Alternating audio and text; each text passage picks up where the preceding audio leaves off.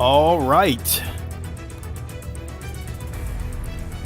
Let's get to a point where there's no music. I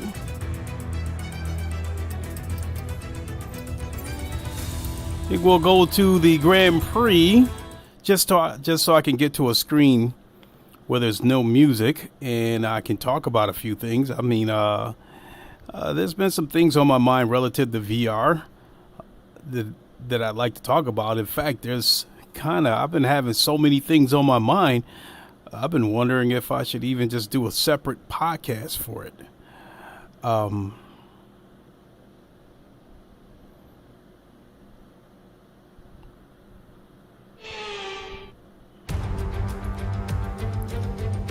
The hills are alive. See, are we at Red Bull Ring? Not far away from.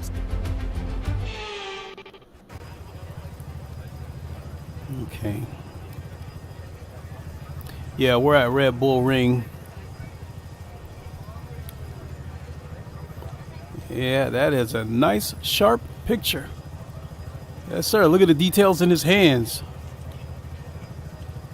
You know, when it comes to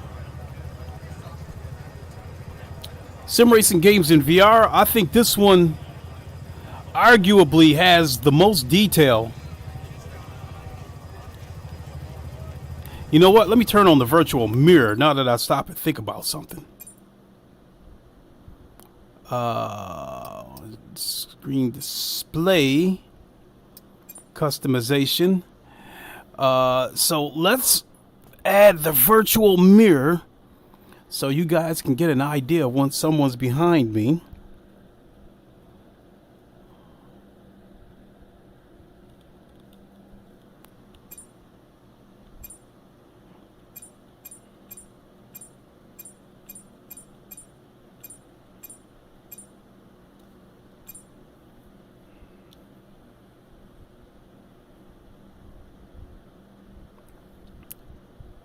Rear view hidden, no.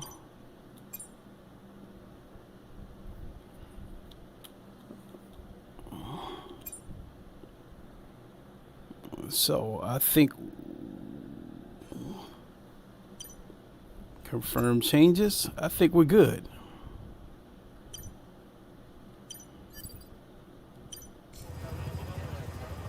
So, before we get into this race, what is good, everybody? It is the Godfather of VR, the ageless Wonder the Man, looking Klay, and we are back for another live stream of F123. I'm sorry. I've been having a lot of fun with this game, and in addition to how much fun that I've been having with this game, I've actually seen the least amount of dirty racing on this game. I think a lot of it has to do with the damage model of this game, depending on what you set as the parameters for the kind of races that you customize, as well as the rooms that you go into. Because, putting it simply, if you go into a room where damage is set to standard or simulation, reckless driving could get you knocked out of the race because you could end up destroying your car. If you hit the wall and that wheel gets ripped off, you're done. So because of that, I think people are aggressive, but they do it very calculated and very carefully. Now, what I started to say about the assets in VR, some of these racing games, when you go from the flat screen version of the game to the VR version, is downgraded. Whether it be the resolution, whether it be some of the details have been stripped out, assets, shadows, what have you, is downgraded. And I think that this game probably retains the most amount of assets and details when you go from flat screen to VR. A case in point, I'm looking over there at the grass. That is pure grass over there. That may not sound significant, but that is important because take Gran Turismo, for instance. all the compromises that I've told you that I've seen, well, I haven't told you all of the compromises that I've seen in that game. What I've basically loosely told you guys is that I've seen enough compromises in that game to tell me that they had to cut a lot of corners to try to get that game to run on PSVR 2. And the grass is one of them. Over there, that looks like real grass over there. There's blades and blades and blades of grass over there. Whereas over on GT7, if you look at the game in flat screen, there's blades and blades of grass. But as soon as you put on that VR headset, most of the blades of grass are gone, and it looks like green carpet over there. That does not look like green carpet. That looks like a lawn. You know, with a few, look like it's got a few dandelions and shit like that in it. So, you know, the detail in this character's hands, the blow drying from me, like all the details are there. Now, what I will say, out of all the VR sims that I've tried, I think Automobilista 2 still has the sharpest picture. And I think it's still one of the best running sims that I've ever played.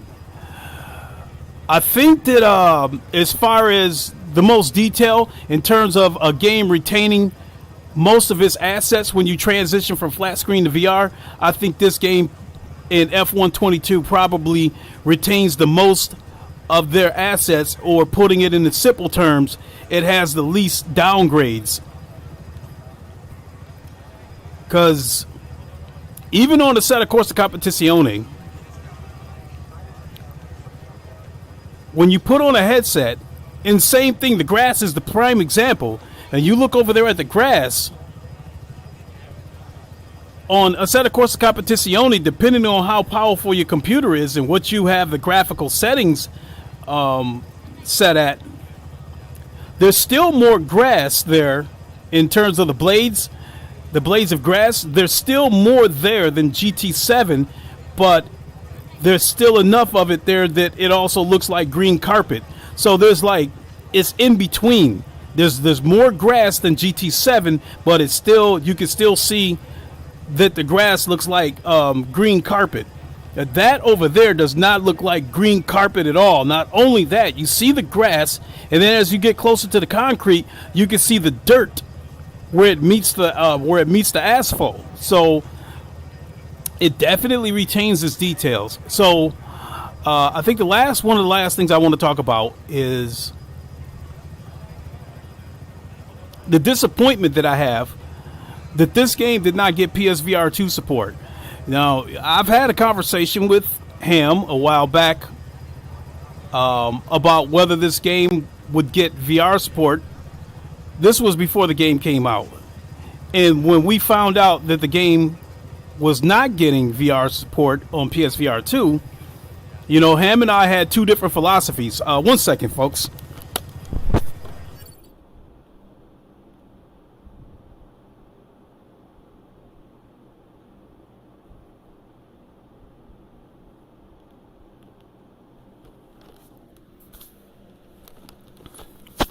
All right, I was itching underneath the headset.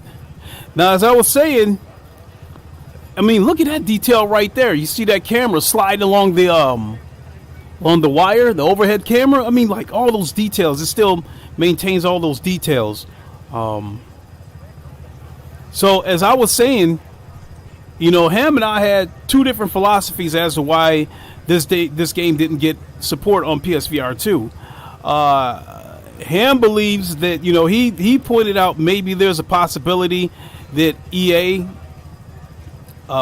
may not have gotten a development kit in a reasonable amount of time where they could optimize the game. And I can accept that as a logical answer, except that I think somebody like EA, I wouldn't be surprised if Sony has at least 100 dev kits set to the side for them, because I'd imagine, you know, the big publishers that want a dev kit are going to get first dibs on them. I've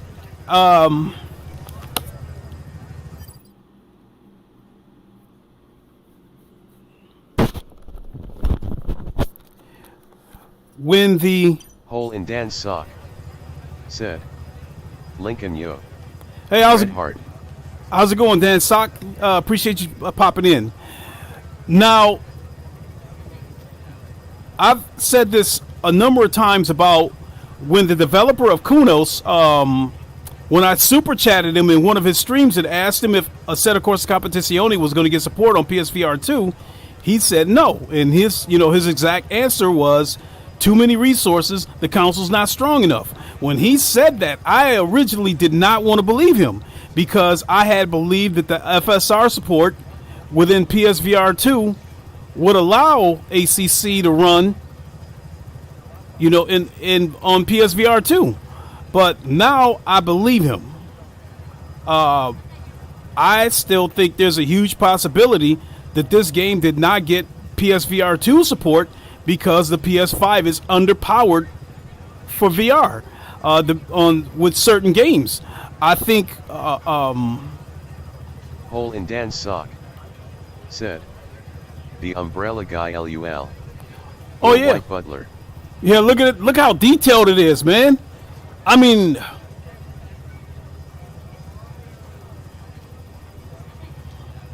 even the shirt is detailed. It's incredible.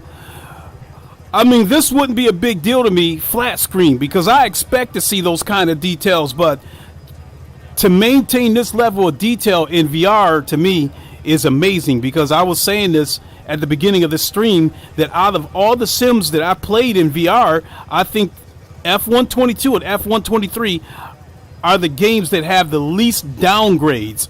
Hole in Dan's sock said, this game's sick damn. Yeah, it is. I've talked about how games like GT7 in particular is probably the one game where you see it flat screen and then you put on the PSVR 2 headset, you definitely notice the downgrades. It's not near as sharp as it is flat screen, and then you notice that assets are missing. And I've said that, like looking at the grass in particular. Over there you see blades of grass is actually grass over there, whereas on Gran Turismo you look over there at the grass, is actually green carpet. There's not really grass over there. Anyway, getting back to why I think this game is not on PSVR 2, I think the PS5 is underpowered. I think it's underpowered for VR. I think when it comes to games that are built from the ground up for VR, if the game is moderately demanding, or it's a very low demanding game, I think it'll run on PSVR 2 just fine. But I think the high demanding games, if they can get it on the PSVR 2, there's going to be compromises. I've seen it. I've seen it with PokerStars VR. I've seen where some of the compromises have been made. The PC version of Pavlov was compromised in order to put it on par with PSVR 2. And what I mean by that was with games like Pavlov, when it was just strictly PC, even the Quest version, you had full body representation, meaning that you didn't have just the floating hands. There was actually a forearm and an arm attached to that hand, and when you look down, you could actually see your feet. But now, now that they had to put it on par with PSVR 2 in order to crossplay, the full body representation on the PC is gone. You don't have an option to choose it. You had that option in the beginning. Same thing with contractors. You have that option whether you want floating hands or full body representation. You don't have that option anymore on the PC version of Pavlov. So in my opinion, they compromised it in order to make the crossplay work with PSVR 2. All that being said, I think that with PSVR 2 being underpowered with some games, I think when it comes to racing games getting VR support, I don't think the future is bright for PSVR 2. We haven't been shown a roadmap. GT7 is the only racing game we've got with VR support. We haven't gotten any announcements for any other racing games coming to the platform with VR support. So as I've said, you know, as we know, this game. Dan Sock said, "Yet I laughed at people counting VR out 10 years ago complaining there's no ARMs. I always told them it's new tech, like when a DVD player came out, they get better decade by decade." It does get better, but what I was trying to say about that is... Hole in Dan's sock said, "Now ARMs are put in a lot more, and that's honestly half the immersion." I mean, that's cool, but like Pavlov was one of the... On PC, Pavlov was one of the first-person shooter games that I played. It is arguably one of the best. But I think, but I've said it before. In the beginning, the game gave you the choice of floating hands or full body representation. That option's not there anymore. They took it away. Now you're just stuck with floating hands, which I'm fine with it. After years of being in VR, I've come to accept it. But I'm just pointing out that I noticed that option is not there anymore. And I think that is due to them removing that feature in order to get it on par with the PSVR version.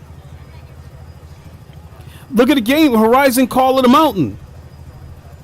Same deal. You have floating hands.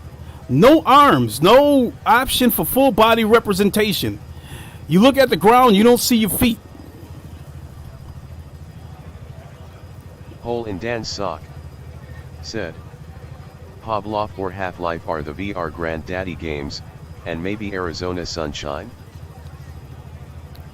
I'm telling you right now, Half-Life Alyx, I am very apprehensive about what we're going to see when it comes to PSVR 2. Half-Life Alyx, at the time that game came out, I was playing it on a 2070. And I think I had to take the settings down to medium in order for it to run right, in order for it to run good. I think the PS5 has the graphical power equivalent to a 2070 or a 2060. I'd give two shits less about what people say about the SSD and how it's specifically this, specifically that. It works. It works for first-party games. That's fine. But when it comes to third-party games, I don't think that makes a difference. I think Half-Life Alyx is going to be missing some assets.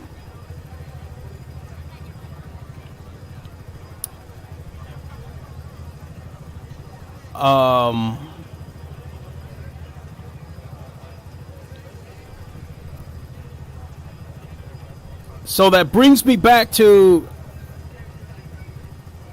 how I think the roadmap for racing games coming to PSVR 2, I don't think is good. As far as this year goes, F123 is out.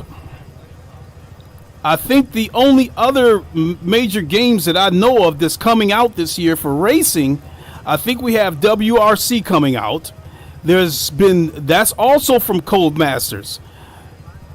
That's a game where, in my opinion, if this game didn't get PSVR 2 support, I'm not sure if WRC will get VR support on PSVR 2. More than likely, it'll get VR support on PC. The other game that's coming out this year is Le Mans Ultimate, and I think I haven't quite dug into it, but I think that is coming to us from the same developer of R Factor 2, because to my knowledge, they have the exclusive rights to the virtual Le Mans 24 hours. So in all likelihood, they have the exclusive rights to develop a game dedicated to that entire LMP circuit. That game is coming this year. I think it's supposed to, fourth quarter 2023. I think it's already said that the game is going to have VR support. In all likelihood, when this game launches, it probably will not be on PS5, because when it launches, my guess is in all likelihood, it will probably launch in early access. That alone right there is not going to come to PS5 immediately. And even if it does come to PS5... Hole in Dan's sock said, Rockstar knows how to push hardware. Nobody, absolutely nobody is better than Rockstar Games. Red Dead Redemption 2 is stunning and magical. Perfect game in every way. It is, but I don't see that game. I'm not sure if that game will get VR support. The bottom line is, like, as far as the Rockstar games, the only game that they have officially made with VR support was the LA Noire VR case files. And yeah, all it was LA Noire in VR. And I think they did an incredible job with that. I think they did a damn good job. But keep in mind, that was an Xbox 360 PS3 game. So it wouldn't be as demanding as today's games. Isaac Eiling said, Moin. How's it going? So as far as Red Dead Redemption getting VR support, I think if Rockstar was going to give a game VR support, it would have to be GTA 5.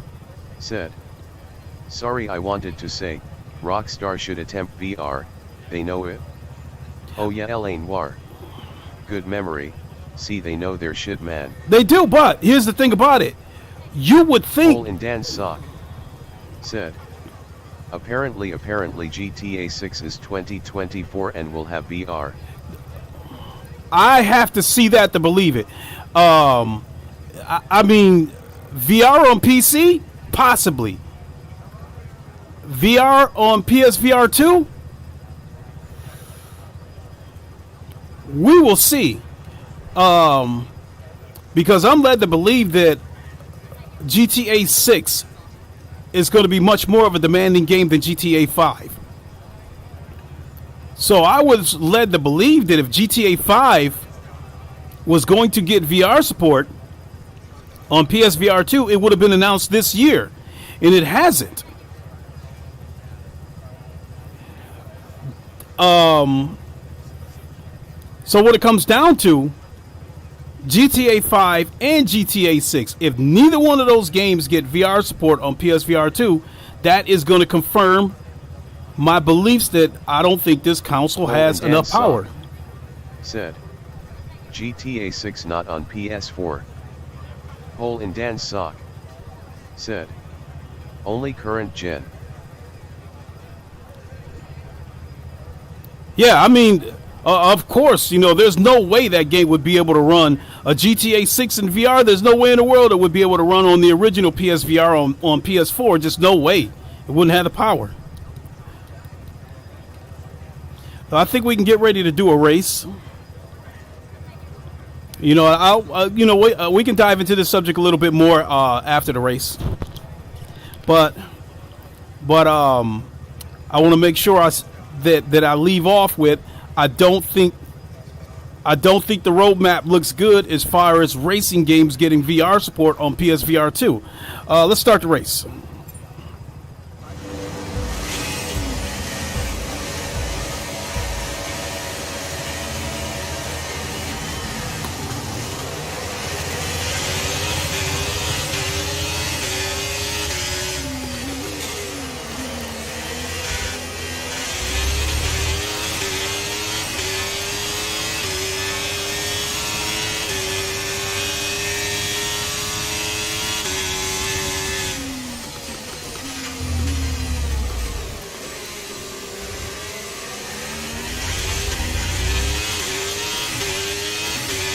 Dan Sock said, looks like he'll own a PS5 in about a year or so. LOL, I have to put away like $30 a month. You don't have a PS5 yet?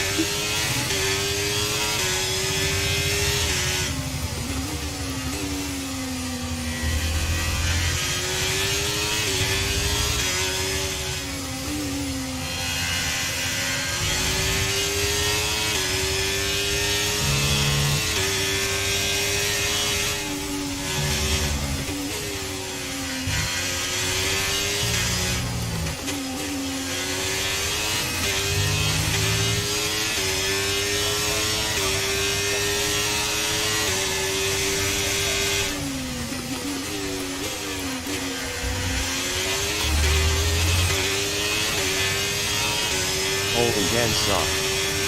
Said. Rent and groceries to pay.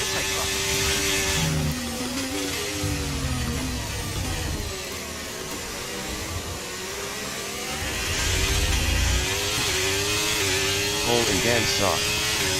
Said. But I'll save up, brother. Oh yeah, no doubt.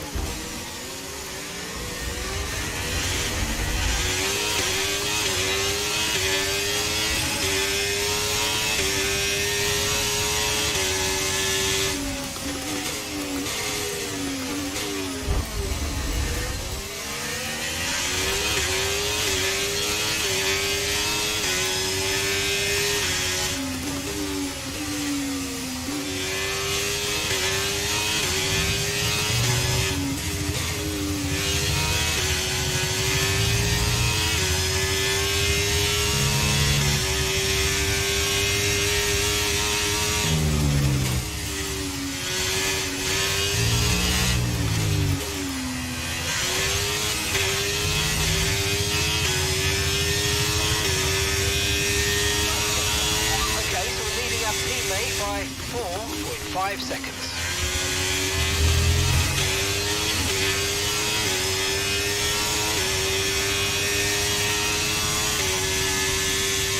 I thought I had the virtual mirror turned on.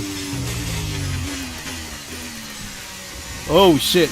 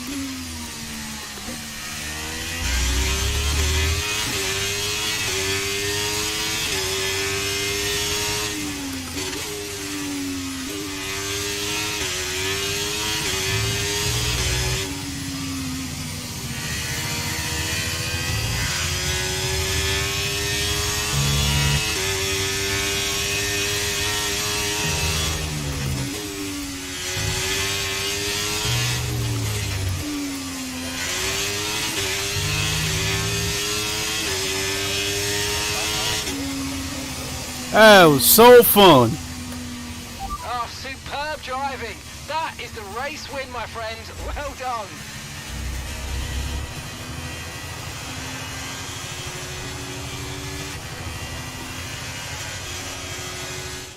That's a fantastic performance from Ferrari. It hardly looked in doubt. Tell me, Ant, how do you think they were able to deliver such an incredible result today. Well, they certainly stood out as a driver with tons of confidence on the track. I think their ability to keep their cool, even during some of the more hectic parts of the race, meant they were able to capitalise on the mistakes of other drivers, giving them the opportunity to make their way to the top spot with ease. That was fun. Here we are, a team that is no stranger to the podium, taking their place on top once again. A sublime race today, and a stunning win for Ferrari. All right.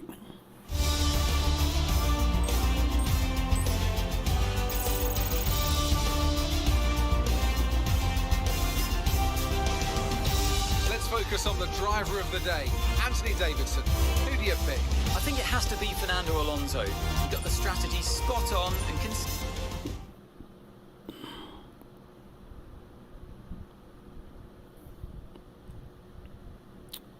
I think this is Silverstone. I'll go ahead and do this race too. So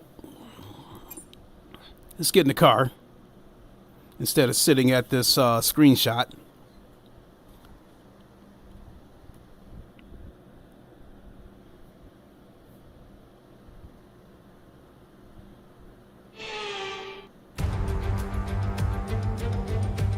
Welcome everyone to Silverstone, home of the British Grand Prix and home of the Formula One World.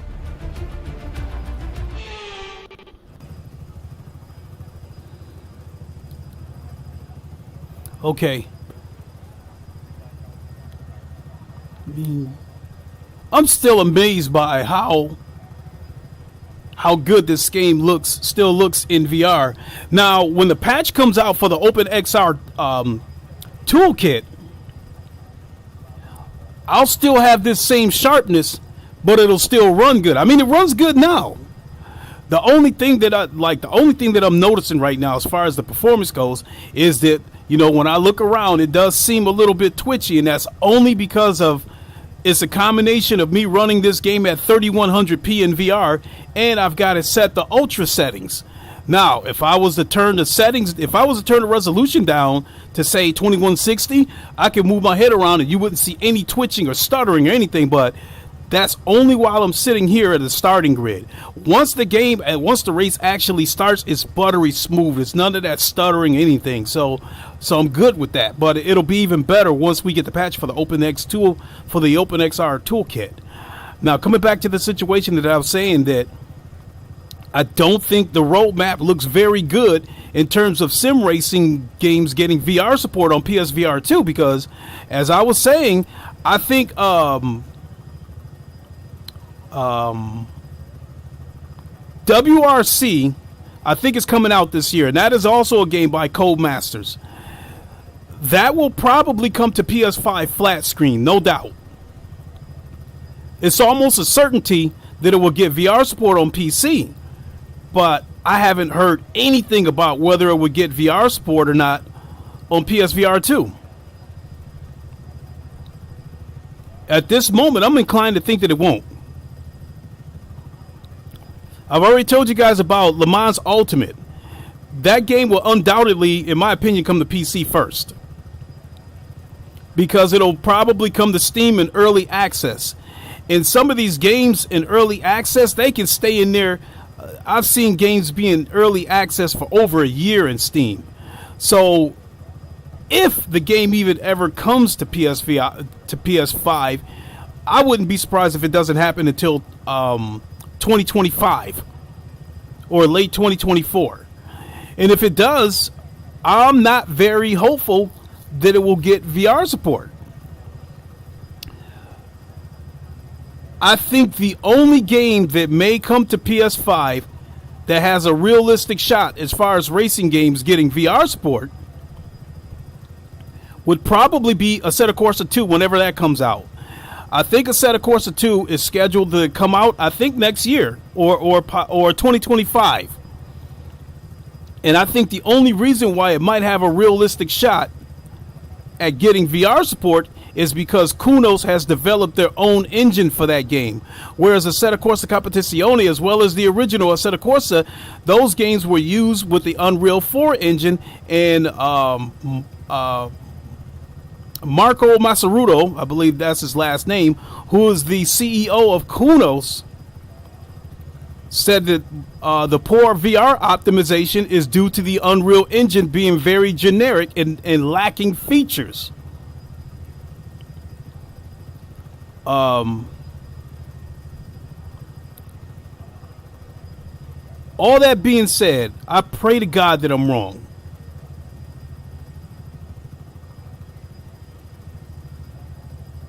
I pray to God that I'm wrong. And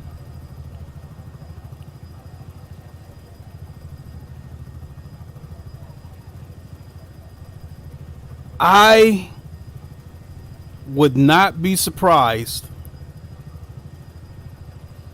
if GT7 is the only game on PSVR 2, is the only racing game that has VR support. And I've explained it. They've made a lot of compromises to get that game on PSVR 2. I talked to you guys about the grass, how it looks like green carpet. I mean, look at over there. You can see where the runoff is extended. It's an extension of the asphalt, but when it meets the grass, it actually looks like grass. If this would have been PSVR 2, if this would have been GT7, you would have had a hard time making that distinction because the grass still looks like green carpet instead of actual grass.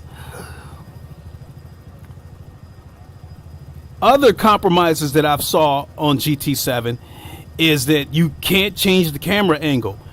You are basically relegated to the cockpit. Inside the cockpit, you cannot change camera angles like on, say, Automobilista 2 in Assetto Corsa Competizione. In VR, you can still change the camera angles just like you can flat screen.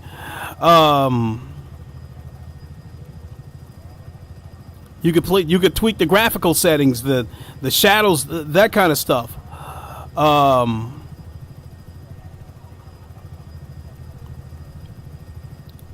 Not only that, like Assetto Corsa Competizione, let me see what happens if I stand up. So you can see this right here. I just stepped out of the car. You guys can see me getting out of my chair. And I can see the entire car. If you attempt to do that with GT7, the screen goes black and all you see is a wire frame of the car. This game and Assetto Corsa Competizione are two of the VR games where I can get out of the car and still see the entire car. So like this right here gives me an idea of just how long this car actually is. I mean, this is a long ass car.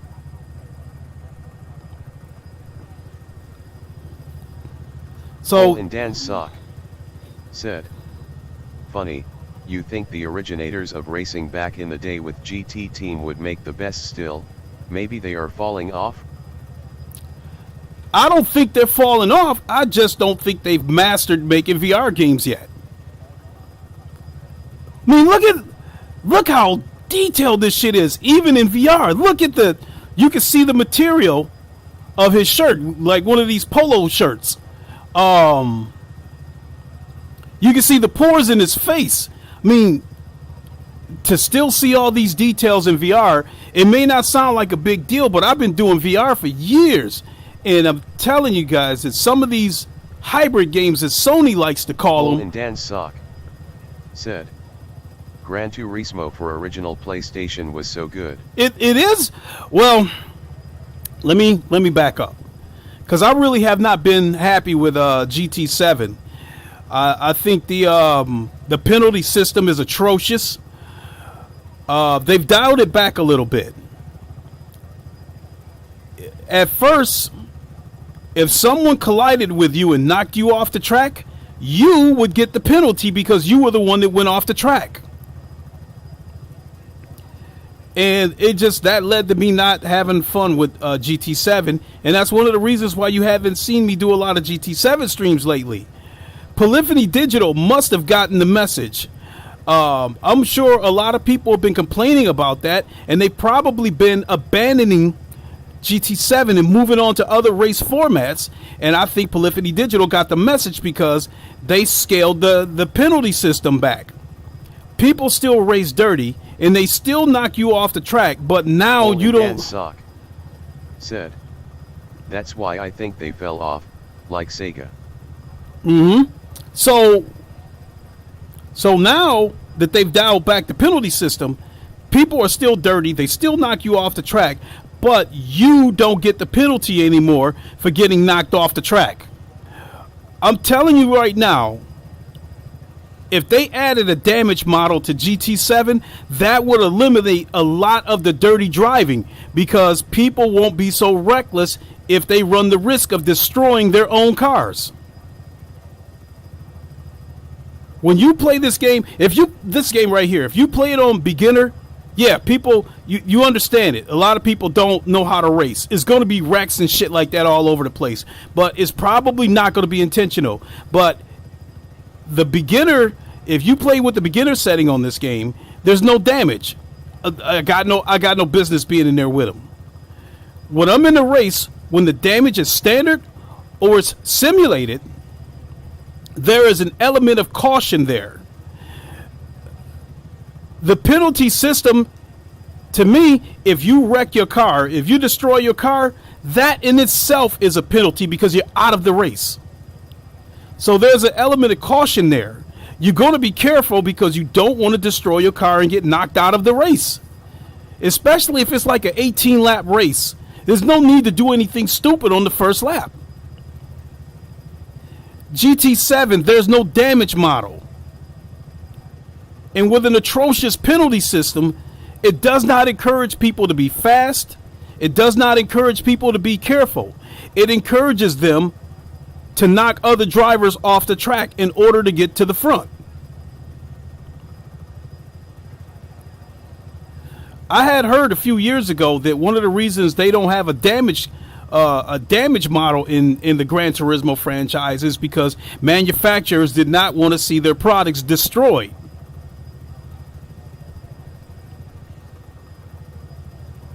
Again, if they had a damage model, Sock said, "I'm old enough to grow up with a Dreamcast. My #1 game ever was Shenmue 1. Oh yeah, same it was here. Ahead of its time and raised me as a child. Shenmue it had great martial art values. It did, and Shenmue was the first game that I ever saw that had quick time events. I'm 56 years old, so I think when the Dreamcast came out in 1990, I want to say 1999.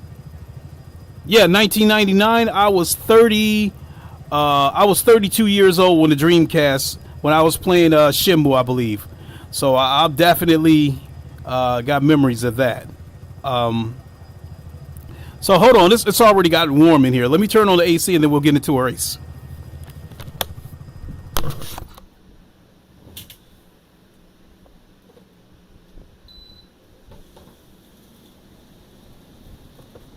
Hole in Dan's sock said, "I'm 45.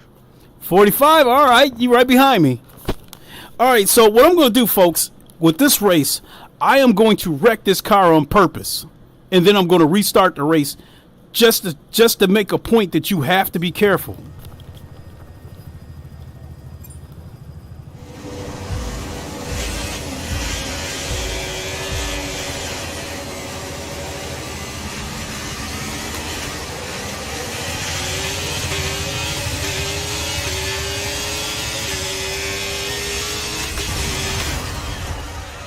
Wow, that was a heck of an impact. See that wheel rip off? See that right there? Done.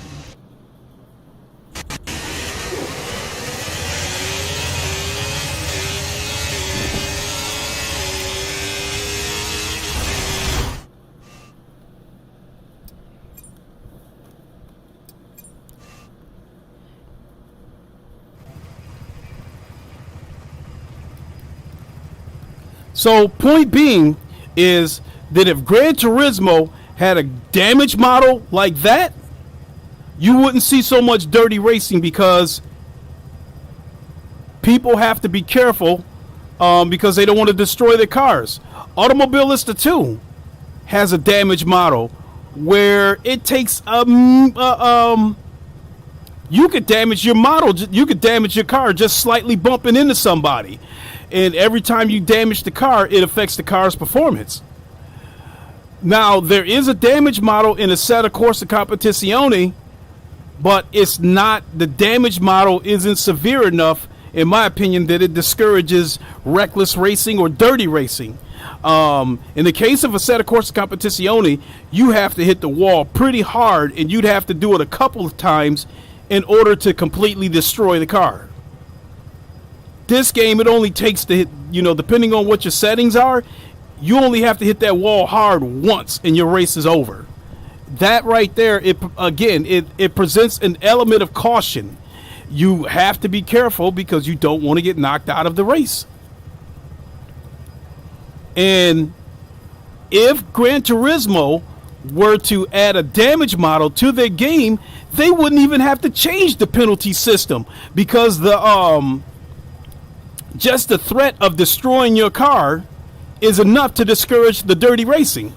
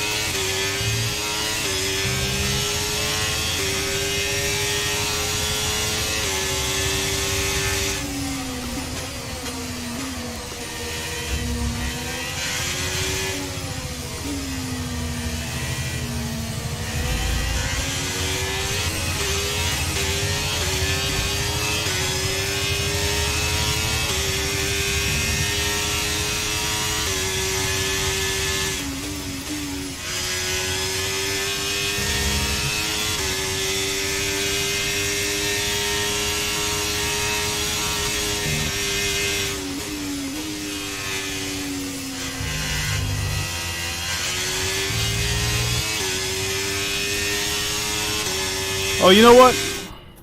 Let me get that.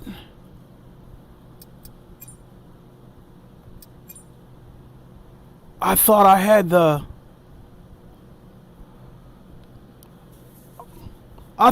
the virtual safety mirror, the virtual mirror turned on. God. So let me try to turn this thing on again.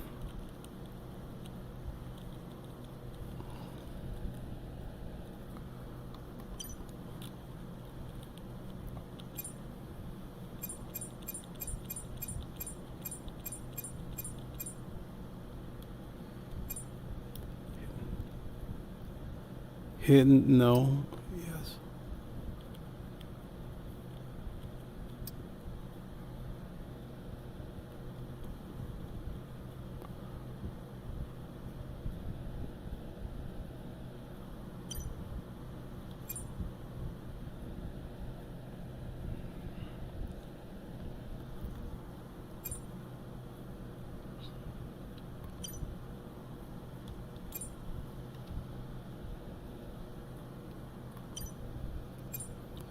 So I don't know if you guys saw the virtual mirror working or not. Hopefully you did. I don't need the virtual mirror, but I'm posting it up there for you guys because I can still use the mirrors on both sides of the car, which is more real life.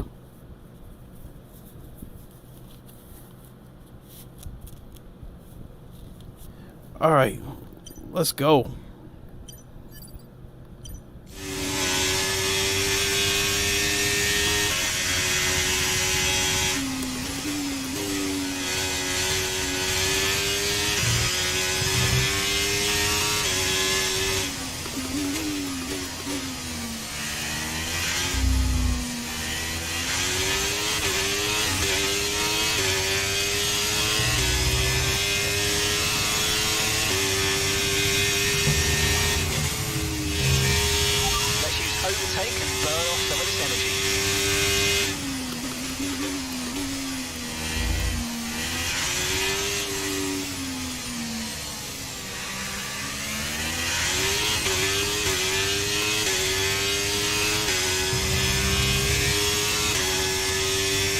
I mean, this just running so buttery smooth.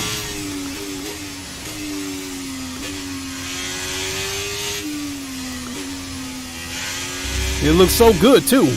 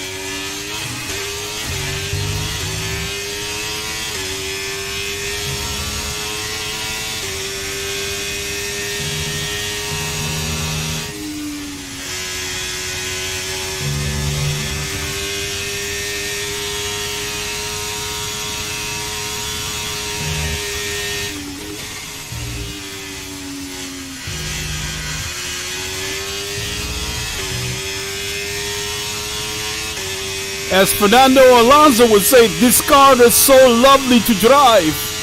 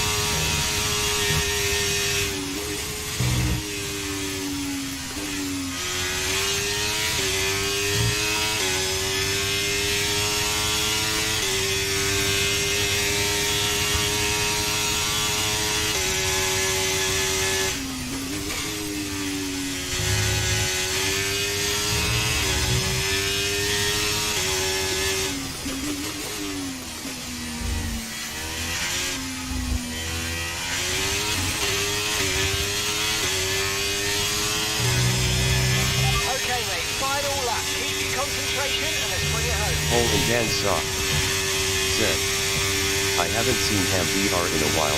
Is he okay? He's doing fine. We did a stream together a couple of days ago.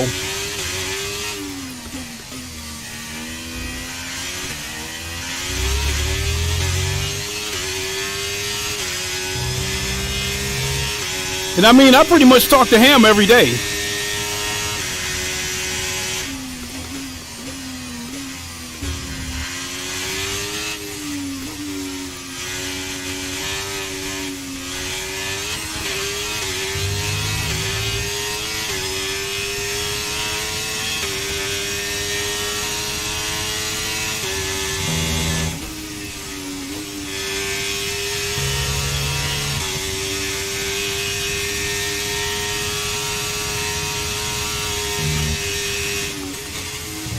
and Dan Sock said, "Oh my bad, okay thanks." Oh yeah, Ham's doing fine.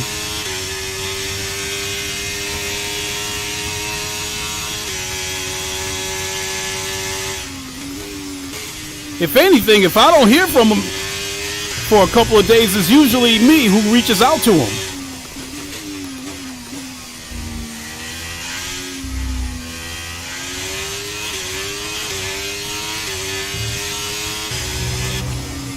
That was fun.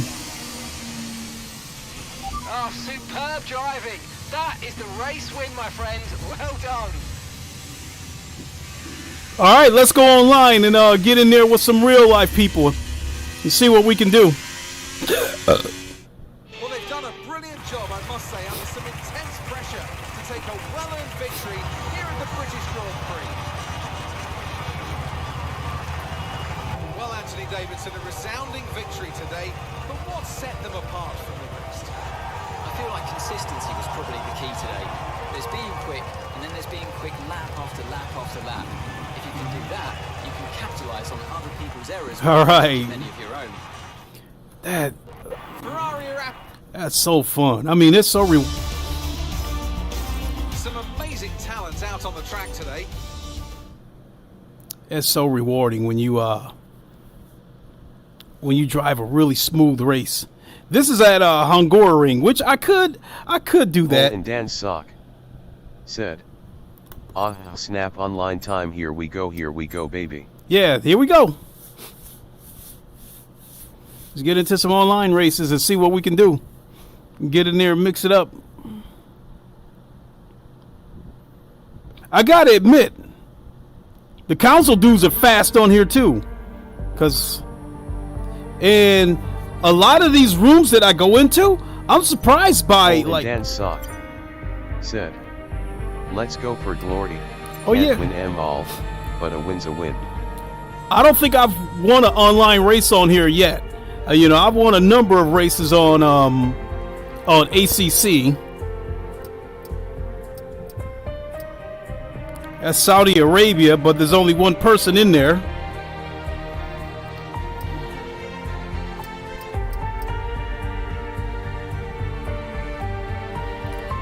He's got friendly competition on there, so there might not be a damage model. I'll have a look.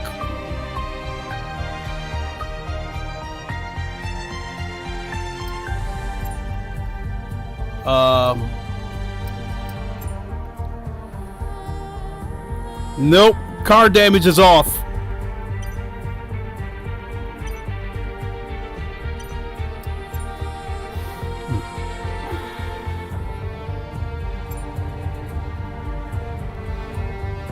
Hole in Dan's sock said, "Let's slowly build up to that win. I believe in you, Lincoln." Thank you, thank you, thank you.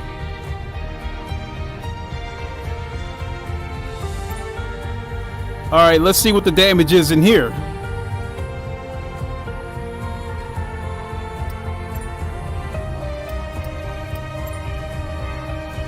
Damn it. Car damage. Car damage is off here too.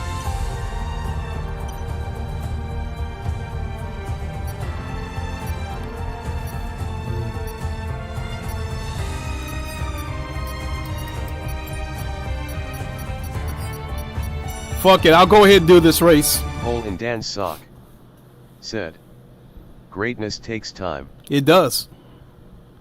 I'll go ahead and do this race even though the damage is turned off. Ultimately, what's going to happen is if a car knocks you off the track, there won't be any damage to you or him. Therefore, I think I'm going to be in here with a good number of beginners. Let me see, 1, 2, 3, 4, 5, 6 Xbox people in here. There's 8 people in here and 6 of them are Xbox people.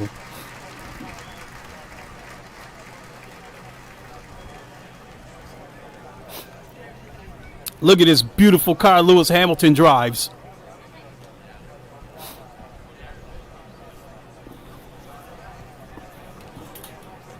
This is a beautiful car.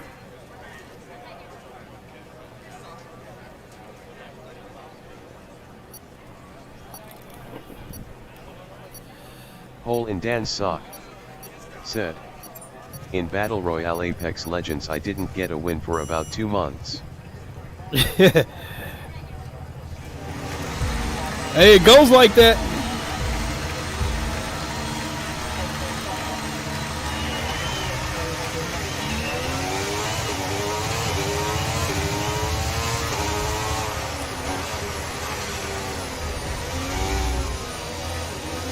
Hole and Dan Sock said, took me 2 months learning everything, now I'm 3 years in and very good at game. Nice.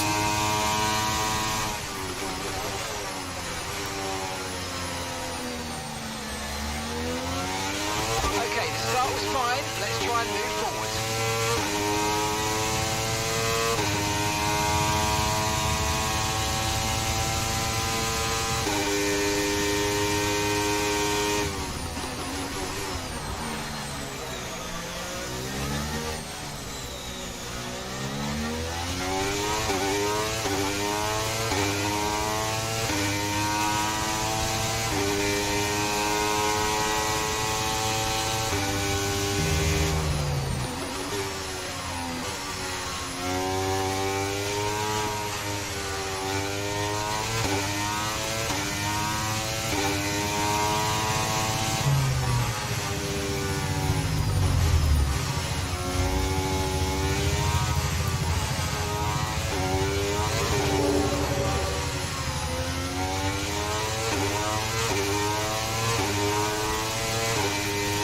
Oh shit.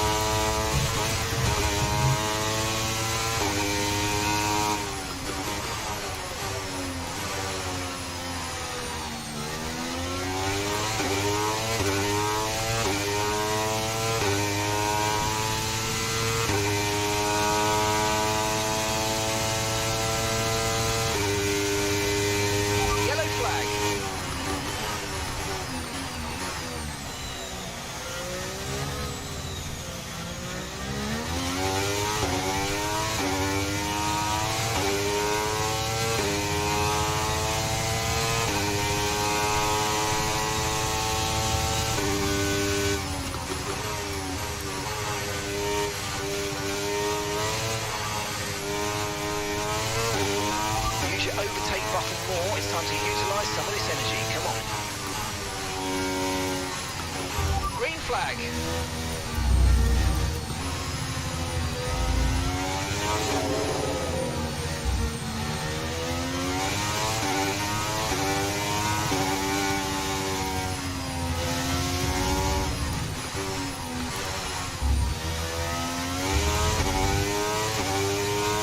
Okay, DRS is now available.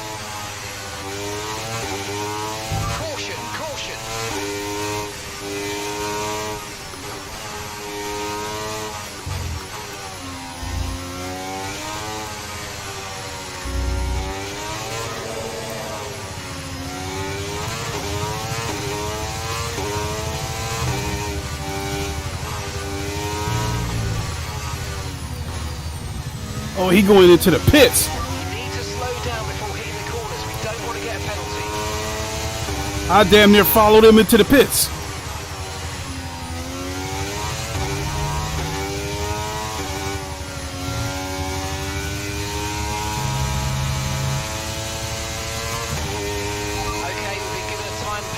Against our finishing time at the end of the race. Get your head down and let's get it done.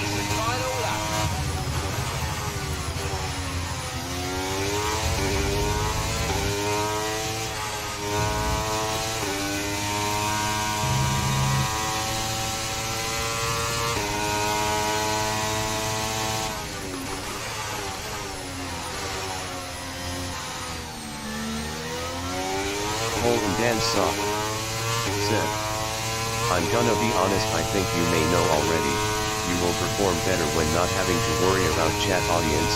Do you play by yourself sometimes? No audience. Yeah, I get what you're saying, but with me having the speech chat on, I don't have to worry about, you know, in the past, when I would have the chat window popped out inside the car with me, I'm constantly looking over at the chat window to see if anybody's making any comments. Which speech chat, I don't have to worry about that. I can just go ahead and drive, and whenever somebody makes a comment, it'll just say something.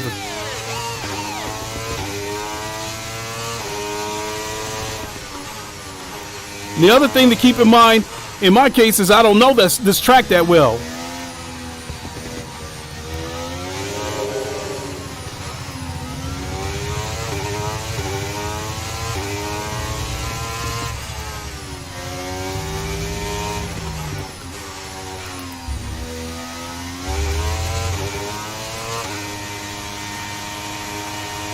Looks like I took 5th.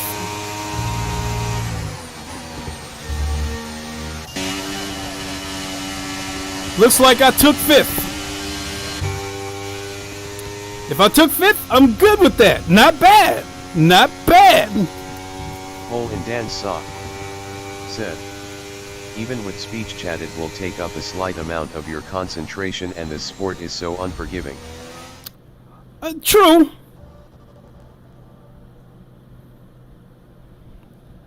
Hole in Dan's sock said, it's not a big deal, oh no you touch as hell. Mm-hmm. Yeah, 5th place, I'll take it. The other thing about this game is, these Formula 1 cars are a little more forgiving, in my opinion. A SATA Corsa Competizione, if you make a mistake, you pay for it big time. If you brake too late or you go wide, you pay for it big time. Especially with the competition being so stiff.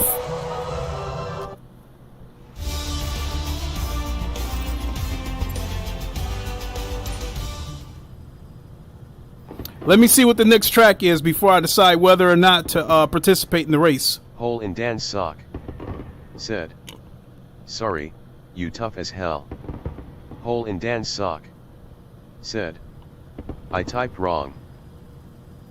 Oh, it's all good. And plus, I'm having fun with this game. So I want you guys to chat away.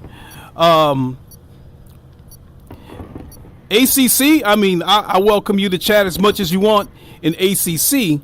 But with ACC, I have to focus a little bit more.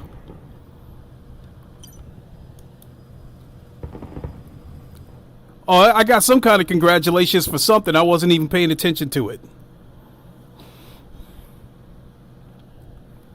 But if we go, the next race, if we go to a track that I know, I'm going for the win. I think 5th place wasn't bad for a track that I don't know that well.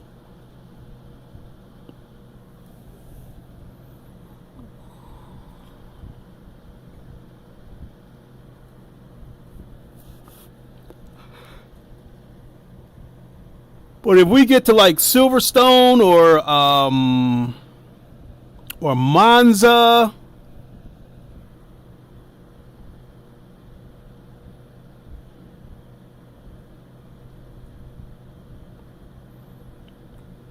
one of the tracks that do worry me a little bit, Canada. Yeah, I like Canada. Again, it's a track that I don't know very well, but I like it.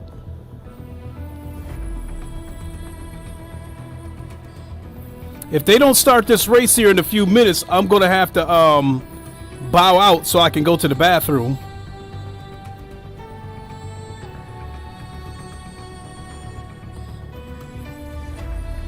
1, 2, 3, 4, 5, 6, 7 people in here. Oh, we're going to Las Vegas. I haven't done this track yet.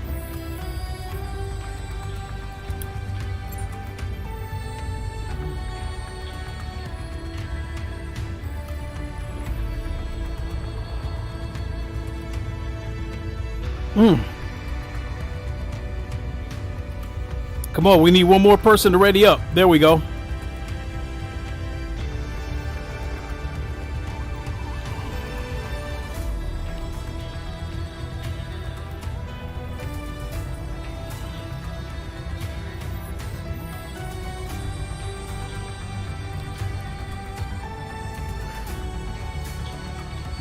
Oh, excuse me.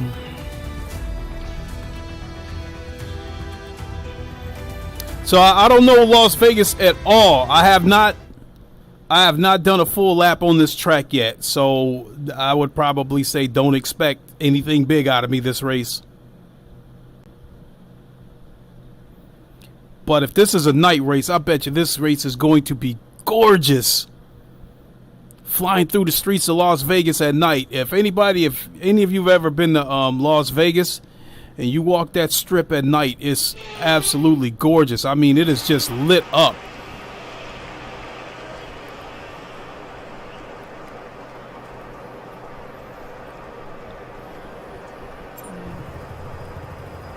Look at that screen up there. And it's even like, it's like the camera's on me. Look at that. I mean, the detail. The crowd looks alive. I mean, I feel like I'm like competing in a real race.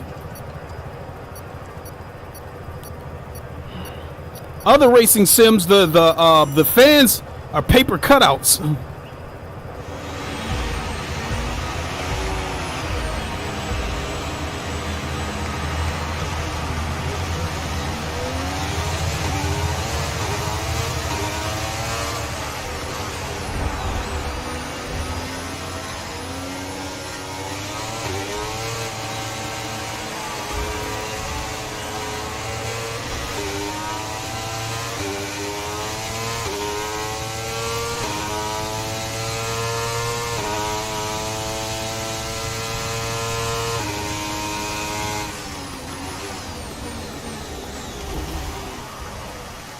All right, let me go ahead and bow out.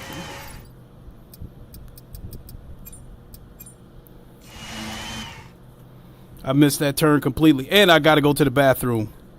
So I will be right back, folks.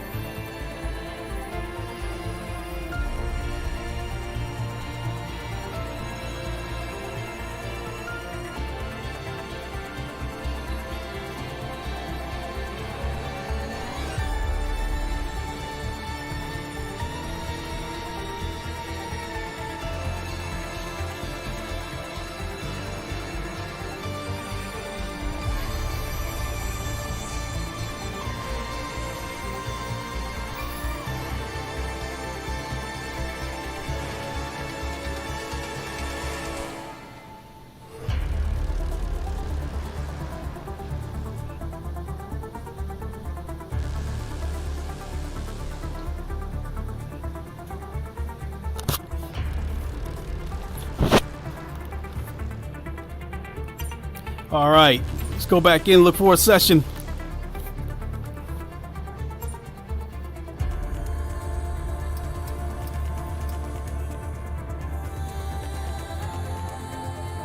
Mexico. Oh, welcome. Bahrain.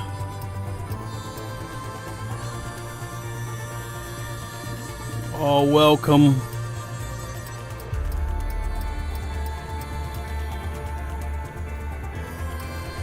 Casual racing. Oh, welcome.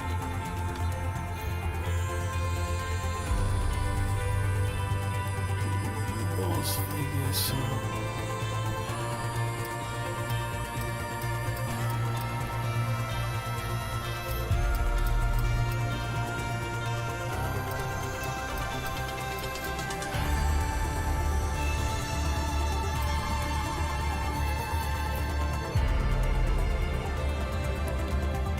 Belgium, friendly competition. Should I go in there?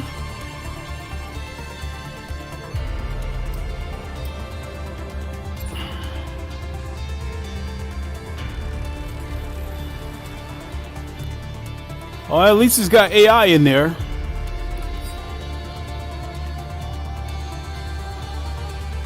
You know what? I'm going to go with Lewis again. Normally I would go with Leclerc, but you know what? We're going to take Hamilton's car.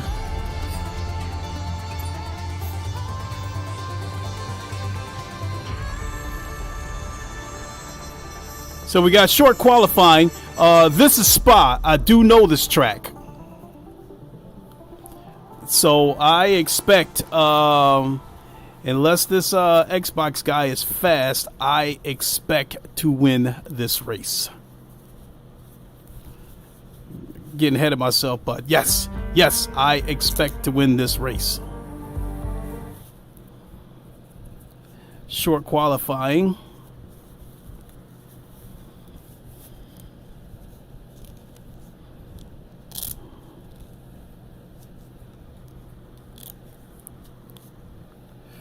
All right.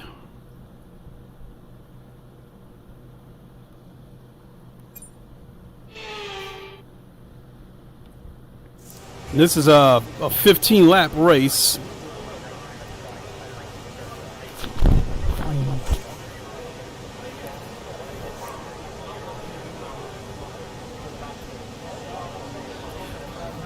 All right, so Lewis, let's go.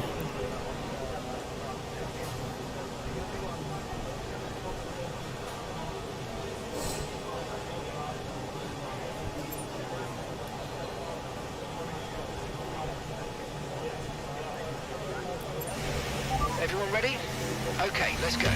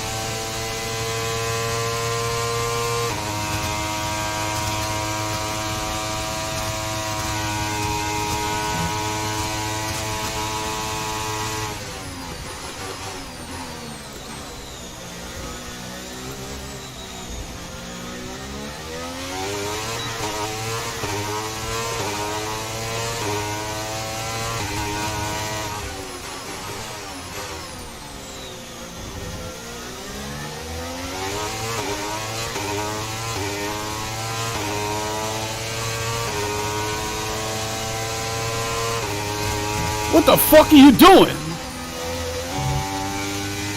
I'm talking to the AI. But that just ruined my good lap, though.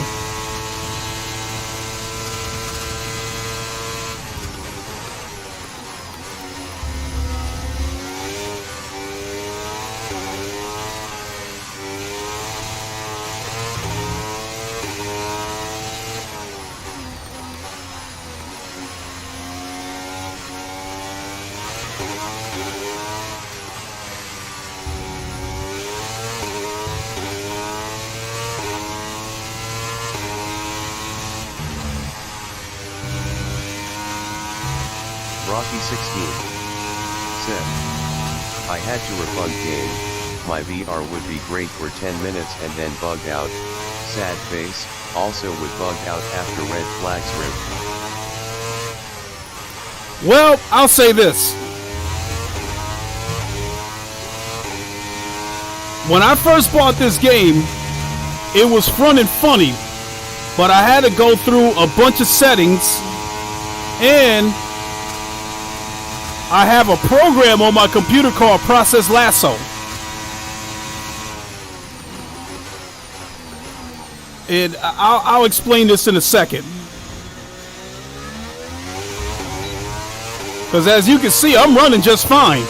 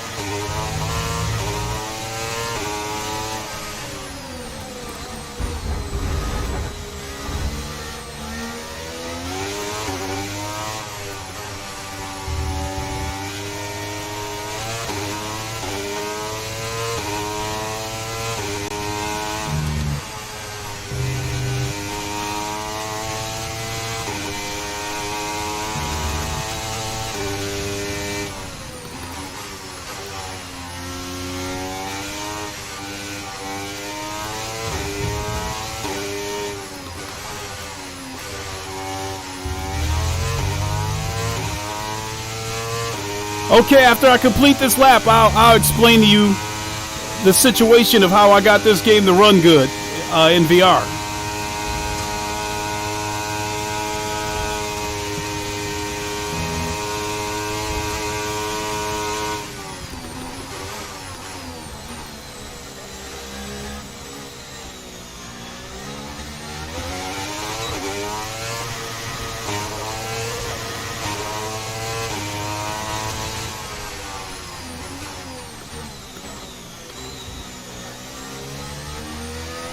I should have came into the pits.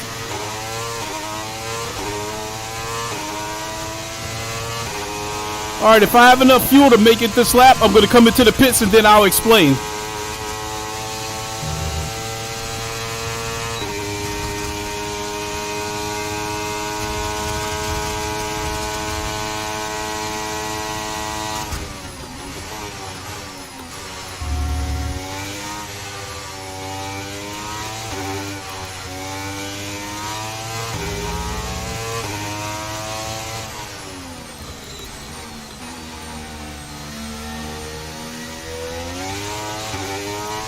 Rocky 16 said, you have no fuel left. Yeah, I don't know if I'll make it.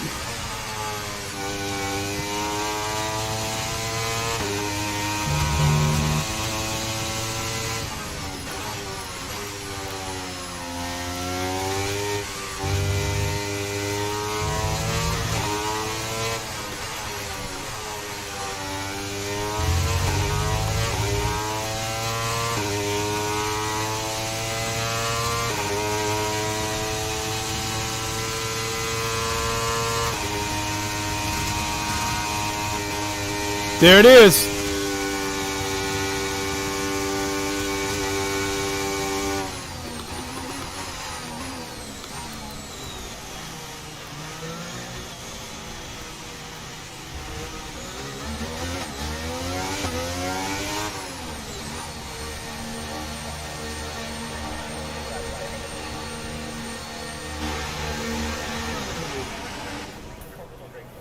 All right.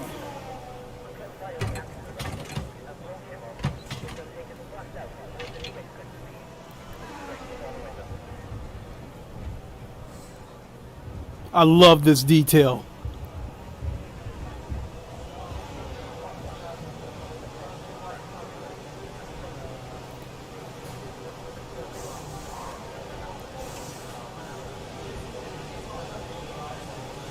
And put the tire warmers back on the car. I love this detail. Okay. Okay, the forecast looking good for this session. We've got dry weather all the way. Okay, so in explaining how I got this game to run good, first of all, I've got a very powerful PC. This PC that I'm playing on has a 4090 with an i9 12900K. The 12900K has 24 cores. It has 16 performance cores and 8 efficiency cores. So our best lap so far is a 1:49.1. So I had to go through a few settings, but the big setting was I have this program called Process Lasso. And what it does is it allows you to prioritize what games you want to go to which cores. So what I did was prioritize this game. Okay, so we're top of the speed trap, 300.8 kilometers per hour. Okay. So what I did with this game is I prioritized this game to run on the 16 performance cores. The efficiency cores you should use for stuff that runs in the background and stuff. Now, by default, every time you put a game or some kind of program on your computer, a lot of times that program will use... It's pretty quiet on track. We should consider getting out there now. Will use all of the cores, and that can make the game run bad and make it conflict with other programs and shit. So I go through using Process Lasso, and I prioritize the performance cores for this game, and as far as priority, I give it high priority. So whenever I'm using this game, it has high priority on this computer over the other apps that I'm using. And so because of that, this game runs pretty good. I have this game running, I'm running this game at 90 frames per second at 3100p at ultra settings. So now inside this garage, when I look around, there's ever so slight judder, but the reason for that is because of the ultra settings in the 3100p. If I was to turn this down to like 2160, it would be smooth across the board, but this judder, the slight judder that you might see, you only see it in this garage. When I get out on the track, it's buttery smooth. Also, when the patch comes out for the OpenXR toolkit, 16 said, "Okay, thanks. I will look into it. My PC is not as good as yours, but should still be able to run the game." It should. I have. Are you running the game through Steam VR? Yes, I am. But with the OpenXR toolkit, because Steam taxes your PC a little bit, the OpenXR toolkit, when they get a patch for the OpenXR toolkit, it will allow you to bypass Steam and take one of the elements out of it, freeing up resources for better performance. So, in addition to that, I actually have 3 computers. My lowest computer has a 3070 Ti. My second PC has a 3080 Ti. And this computer has a 4090. The game runs fine on all computers. And as you can see, I'm using an HP Reverb G2, which is a fairly demanding headset because this headset runs at a native 4K, native 2160p. It has a small sweet spot, but my God, this headset is so clear if you have a PC that's powerful enough to push it. In this session.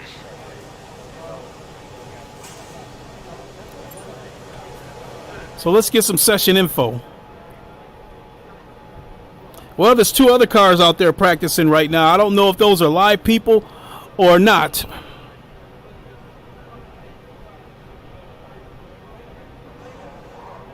So we've got 5 minutes left. I could probably go out and do 1 or 2 more laps. Rocky Clear the 16 garage, please. Car's ready to said, leave. okay, thanks, man. Yep, glad to be of help.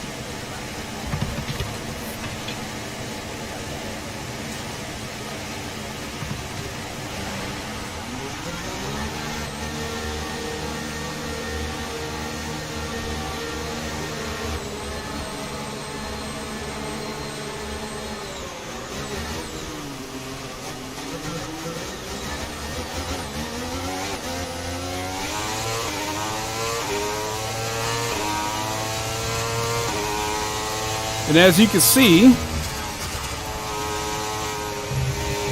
wow. What the? Come on, this is qualifying. Why are you blocking me? I don't care if this is AI.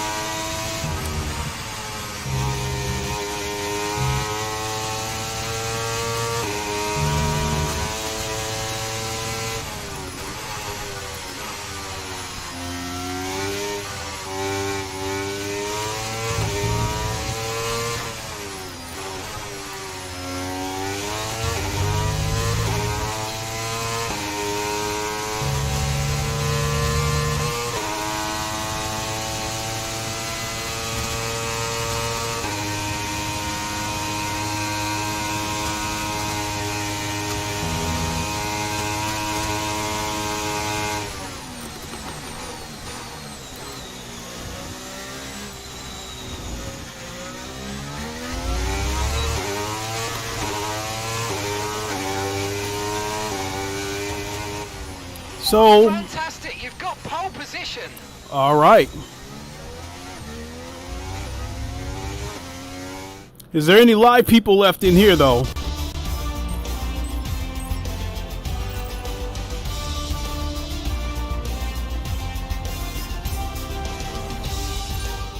I might be the only live person. Oh, okay, there's one more live person in here. All right. I was going to say, if I'm the only live person in here, I'm leaving.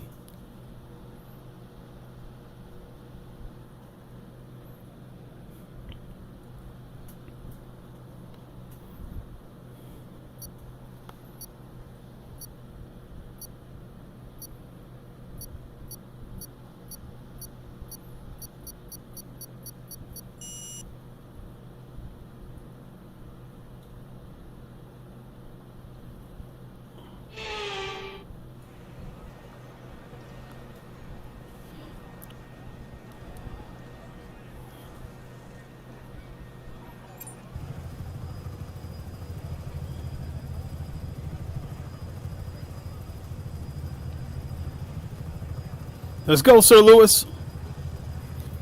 Stand up and take a look at this beautiful car.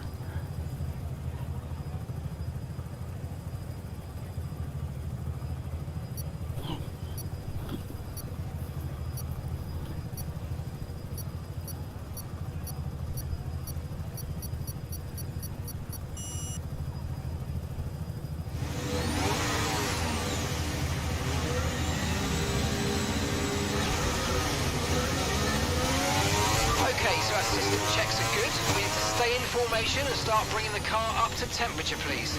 Get some load into the tyres and work the brakes. We want them nice and warm by the end of this lap.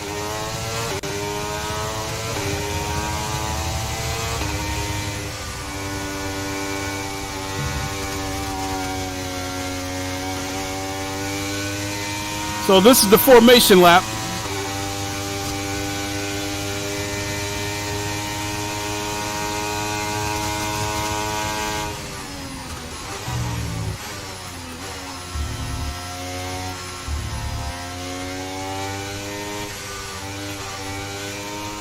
We're not expecting any changes to the weather today. It should be dry throughout. Good.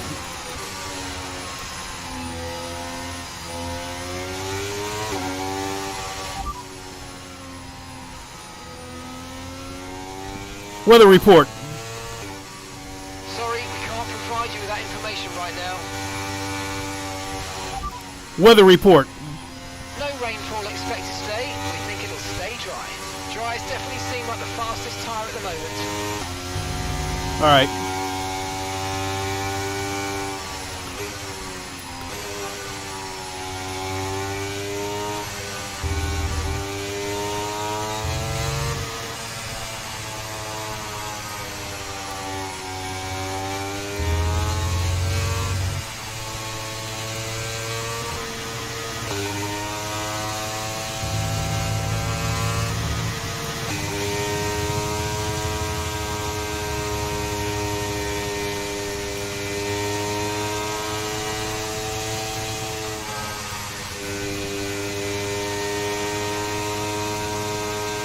So Piastri is second, even though that's AI, but he's on mediums.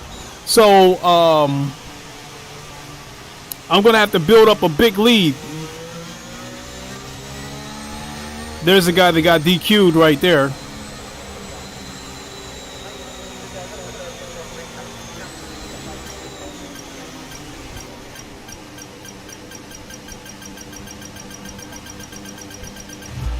Okay, good parking there, mate. Now we need to make sure we get a great launch as the race starts.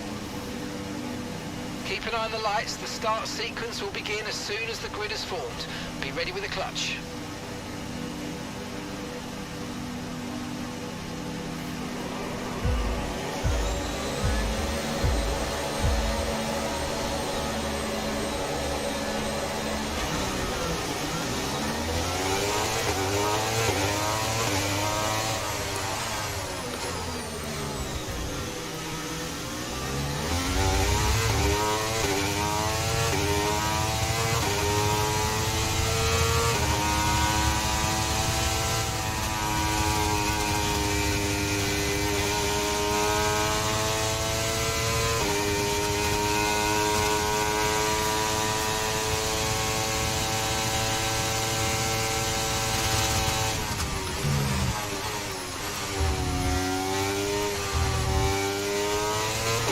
I'm probably gonna go ahead and leave this session because the only live guy that was in this session, he got disqualified. So it's just me against AI.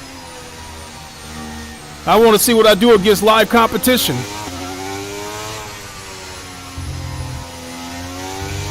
So I'll probably go ahead and complete this lap and then look for another session.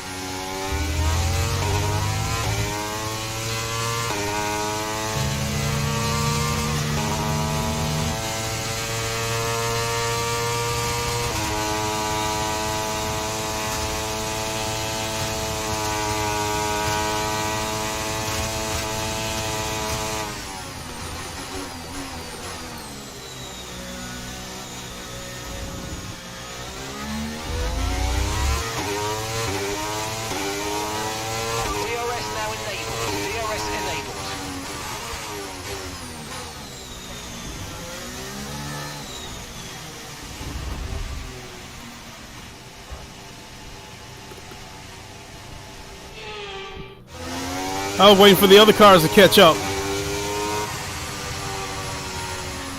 I'll slow down, wait for them. Damn, they are way back there. All right, here they come.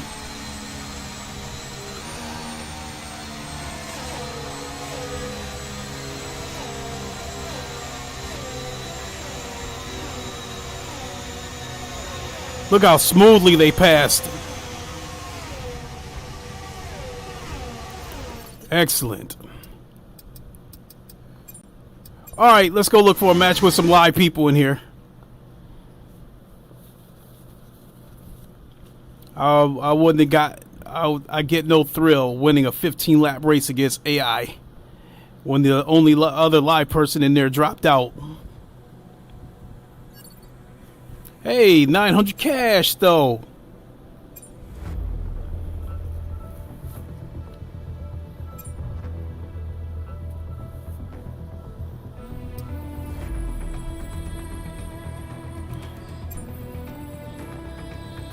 Well,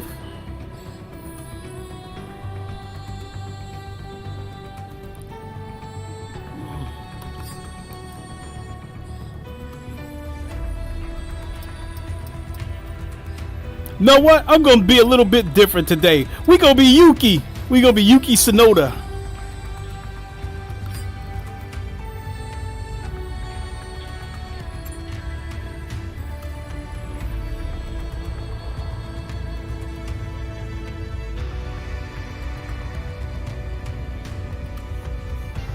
Let's go.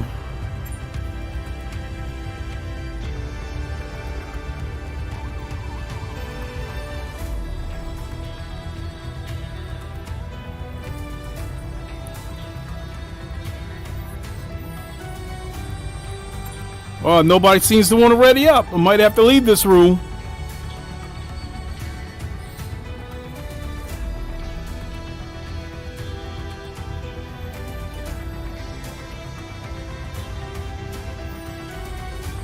One shot qualifying.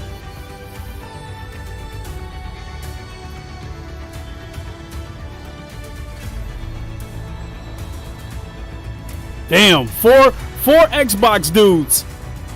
I'm the only PC scum in here. Look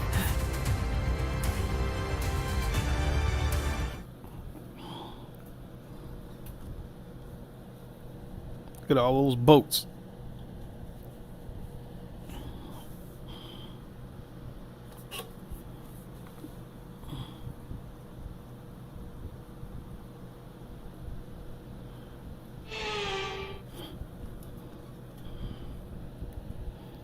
All right, let's go to the track.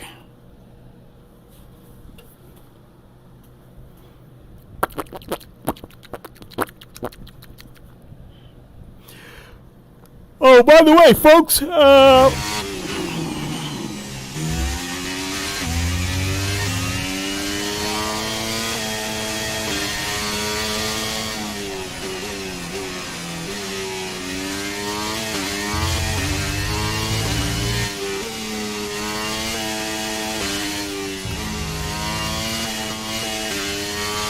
oh, this is the track we just came off of.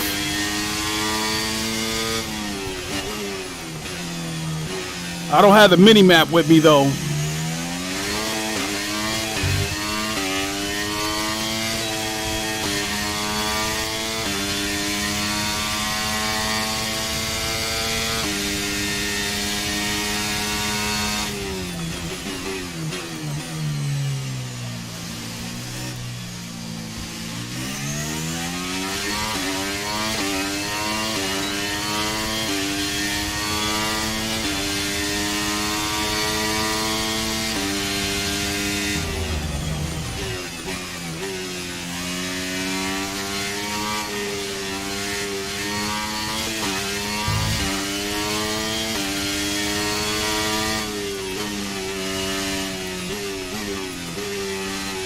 Ah, shit.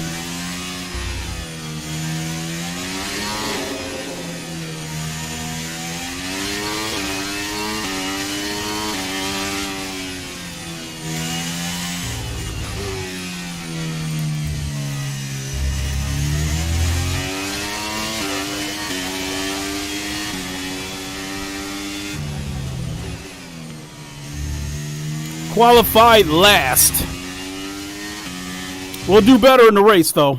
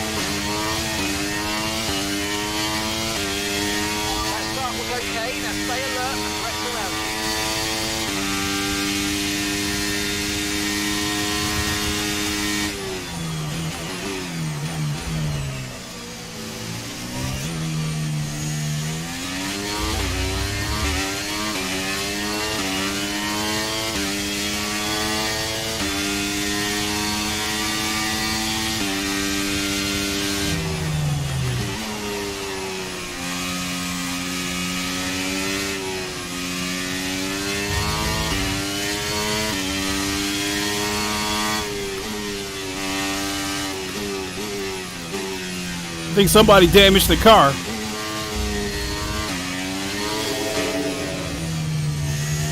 Oh, he's out. He destroyed his car.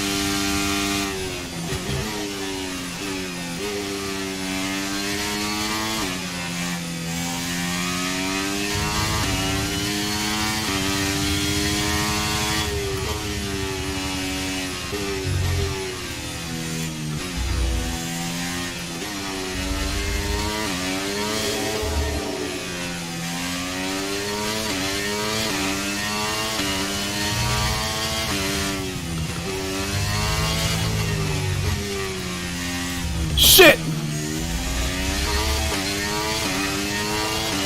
can now use DRS. DRS now available.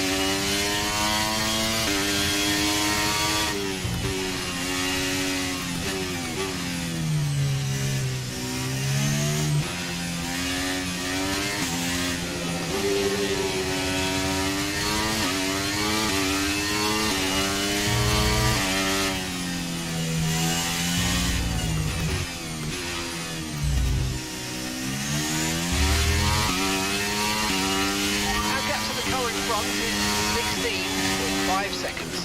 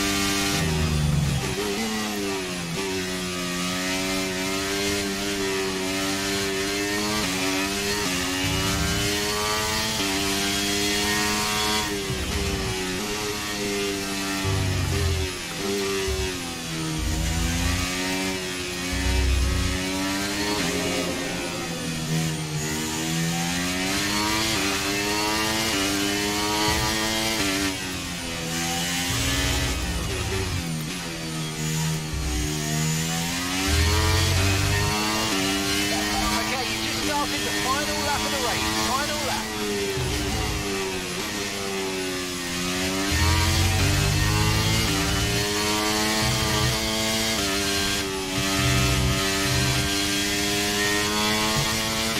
Yellow flag.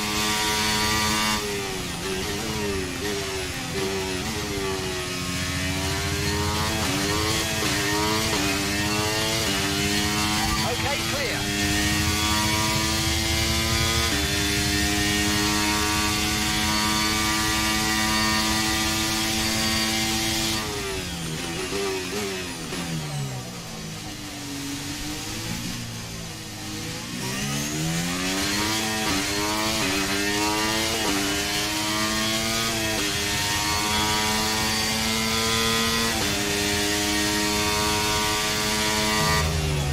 Okay, you're about 20 seconds down from the next car.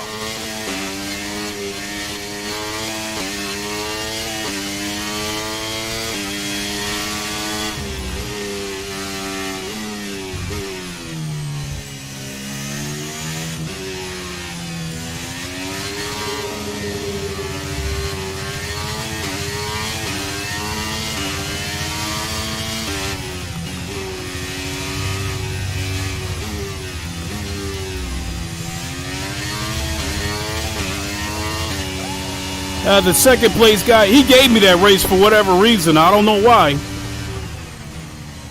We got 3 DNFs. I know one of those cars wrecked. I don't know what happened to the other 2 cars. I seen the car wreck in front of me.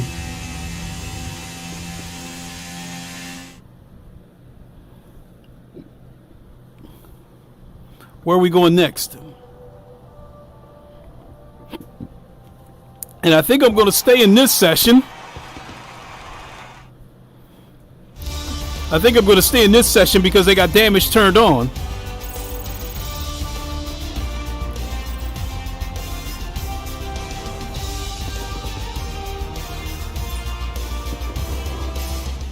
Well, I won. I guess a win is a win.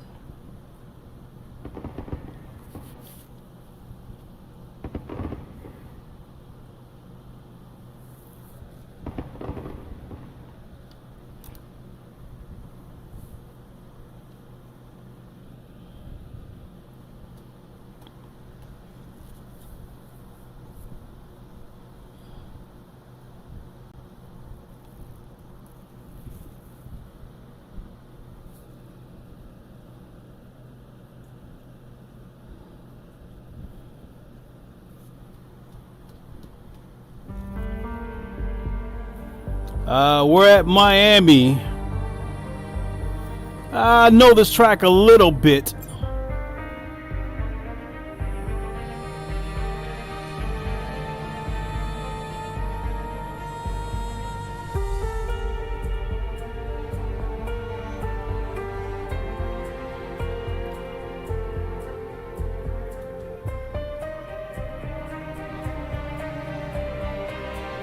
I have to go back and turn everything on during qualifying because what's one thing that's really messed up about this game is that the overlays, the grid, the telemetries, all that shit, you have to turn it in when you have to turn it on for that specific session. So if I'm qualifying, if I want to turn the overlays on for qualifying, I have to do it while I'm actually qualifying.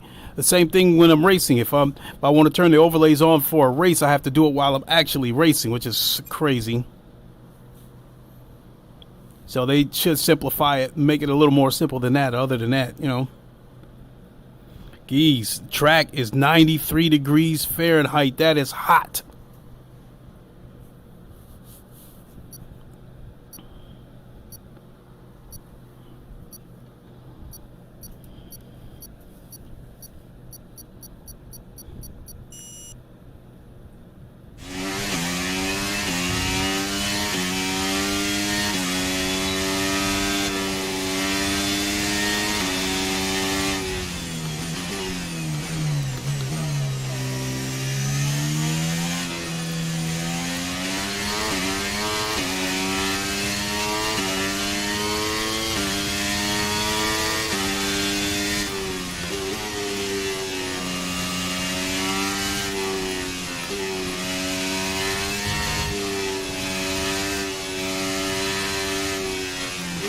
shit!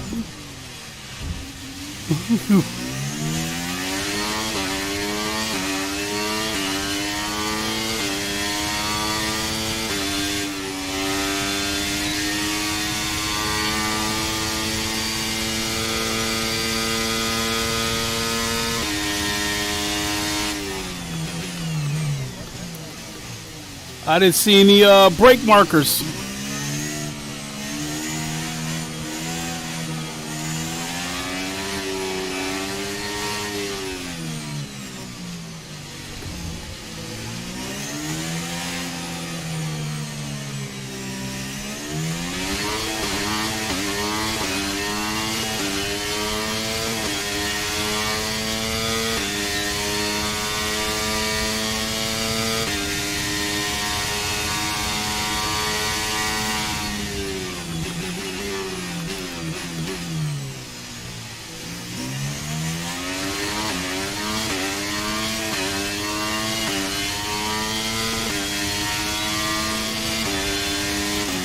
Probably came last.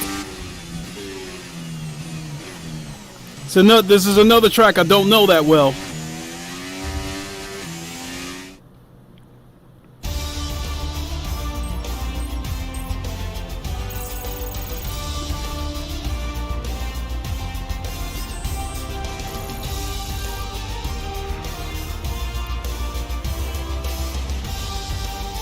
Yep, dead last.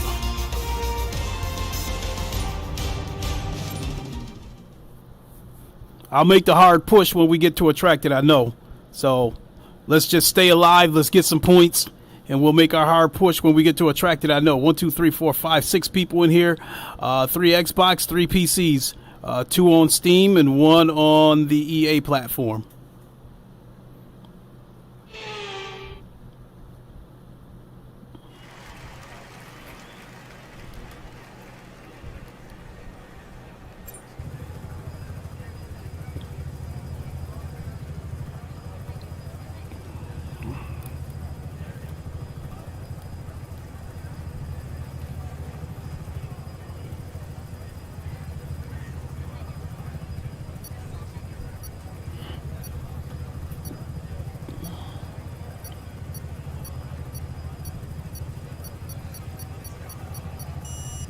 Look at all those fans.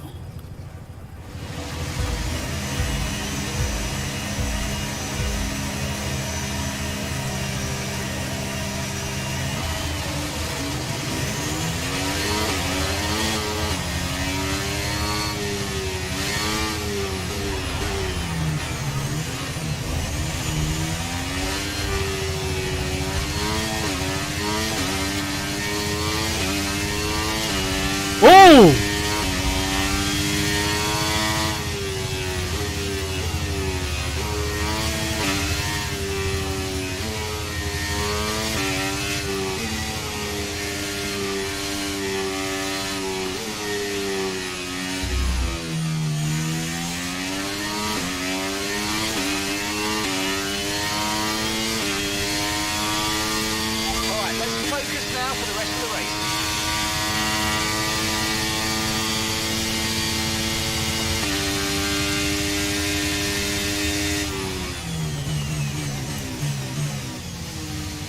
God damn.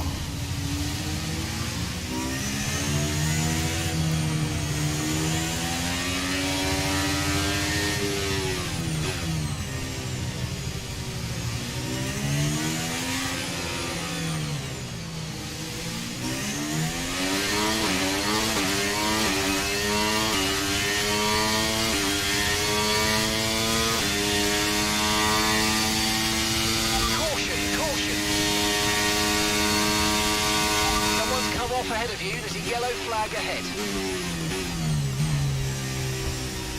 Oh, his car's destroyed. He's out.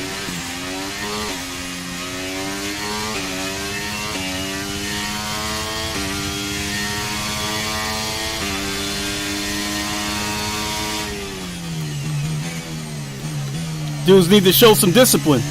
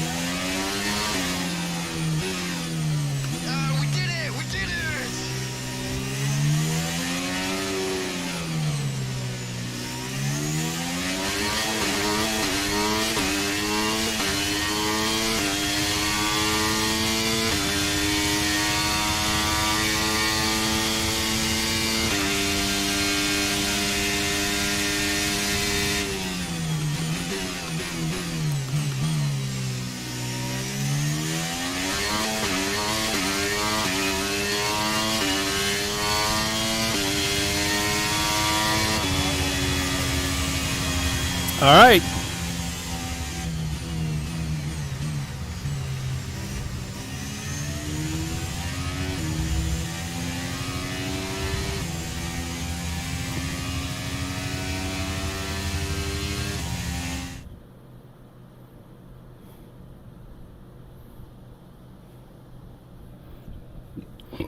Some of these guys don't know how to show any discipline. We had 2 cars wreck.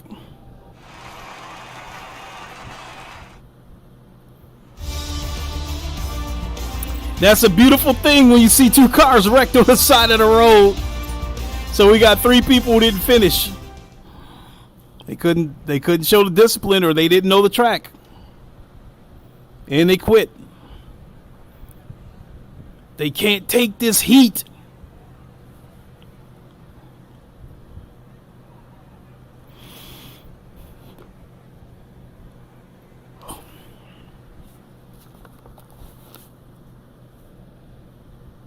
Where are we going next? Come on, take me somewhere I know.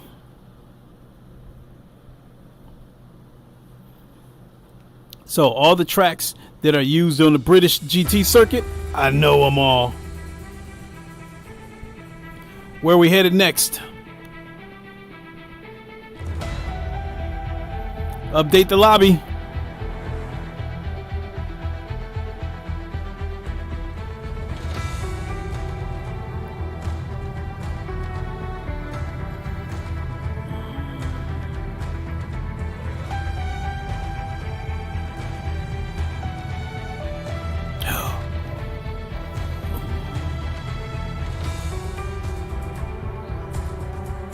Oh shit, 2 of them left.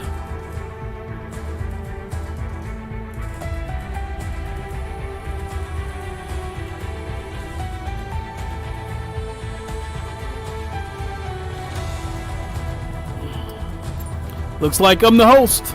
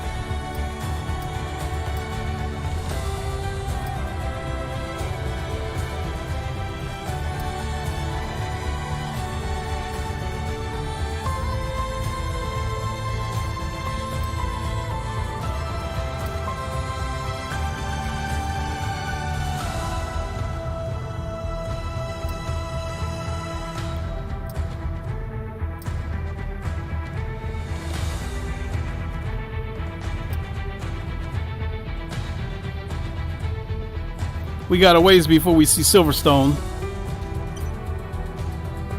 Well, I'm the only one in here, so looks like I'll have to leave and find another session.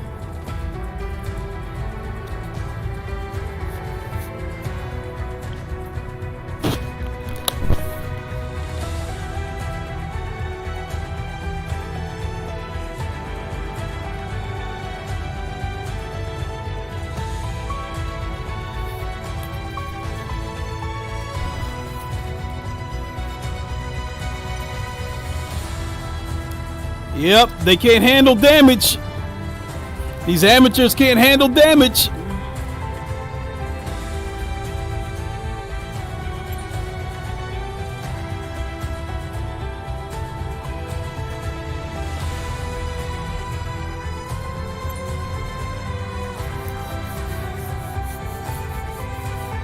Oh, 1,800 cash.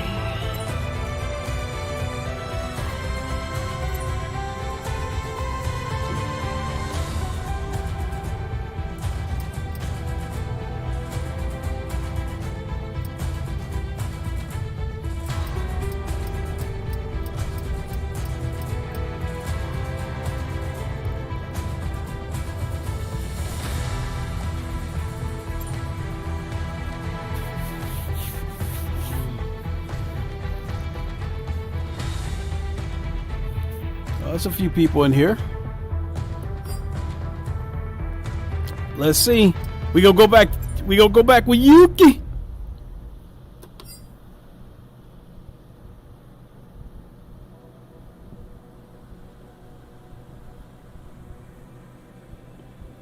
This is an 11-lap race. I don't know if there's going to be a mandatory pit stop or not.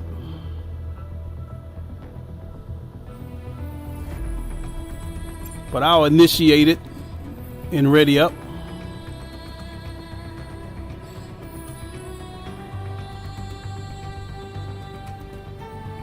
So this session we have 1, 2, 3, 4 PlayStation people, 1 Xbox,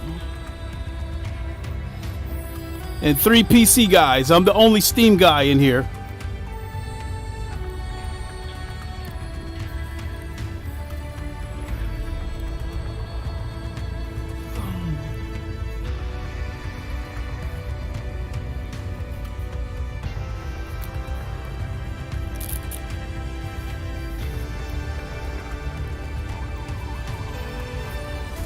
And what's set the equal performance. So yeah, Yuki about to win.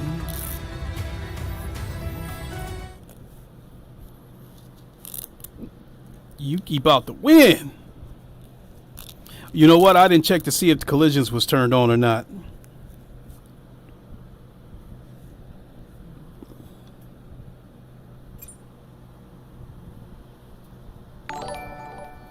Hey, thanks for the follow. It'll tell me in a second who followed. Appreciate it. R100. Thanks for following. Appreciate the follow, R10. I don't have chat popped out inside the headset with me, but I do have speech chat, so I did get the notification. Once again, thanks for the follow. Appreciate it. So we got one. Oops. Didn't get a chance to count. Well, I guess it doesn't matter whether collisions is turned on or not.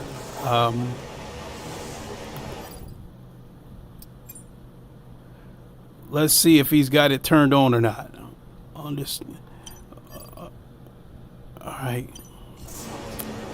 So let's go to the track. Let's drive out. Okay, engines fired up. We're set. Eugenio Sanchez. Said. Ian Aston. You're in Aston? All right.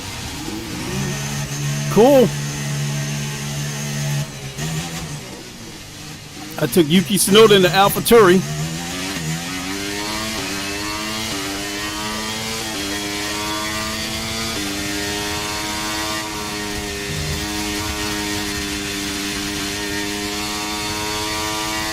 Yuki said a couple of funny things this year. Last year, something was wrong with his car, and he was like, something broken.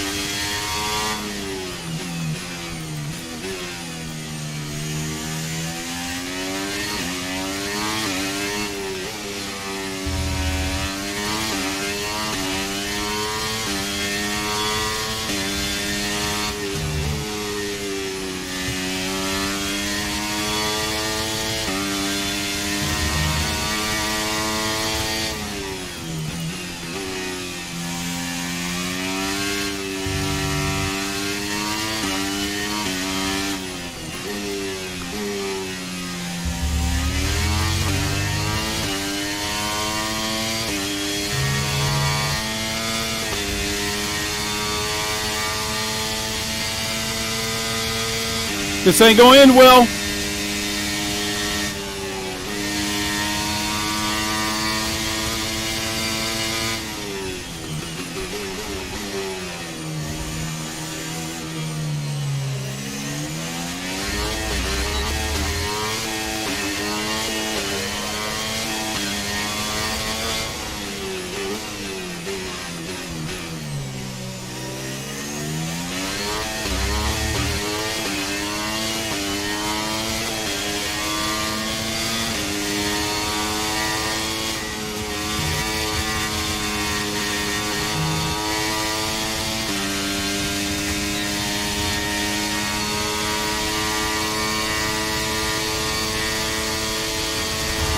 Oh, Leclerc!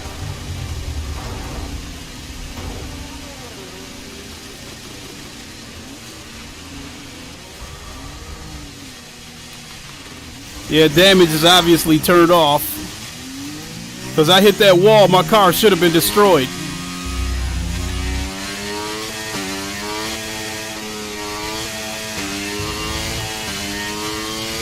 Come on, Leclerc. AI or not, you better than that.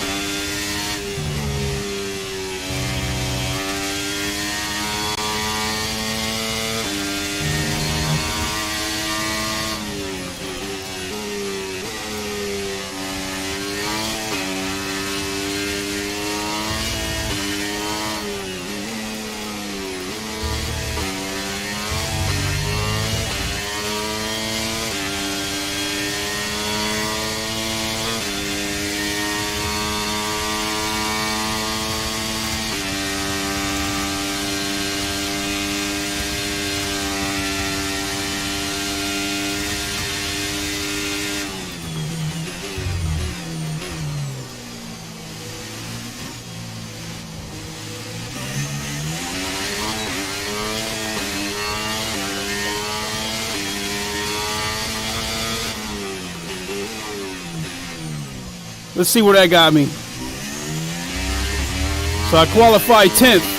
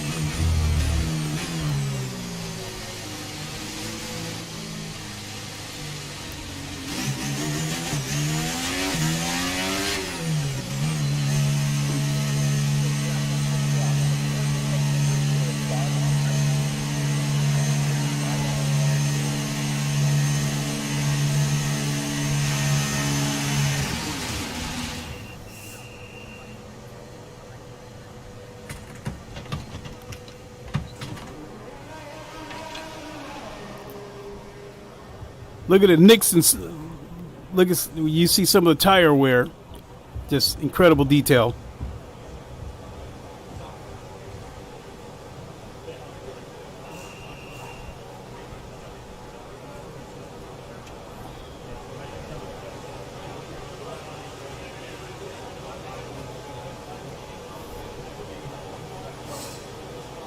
Incredible detail. How much time is left in this session info? Okay, our best lap so far is a 1 minute 49.1. So far, I think we qualified 8th so far. There's 8 minutes left in this session.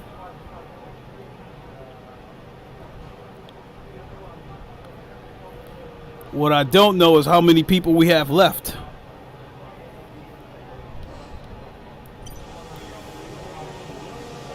I don't know how many live players we have left.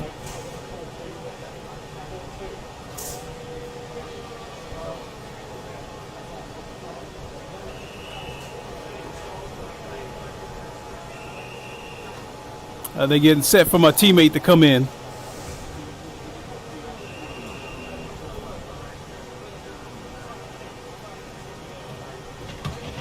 We're 15th in the speed trap, 309.0 kilometers per hour.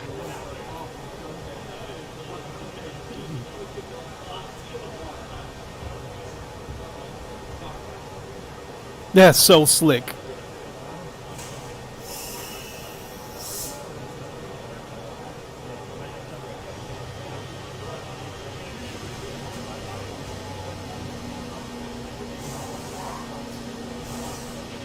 Track's pretty empty right now, lots of space. Okay, so right now we qualified 13th. So I think, how much time do we have left? We've got 7 minutes left. So I'm going to grab a drink.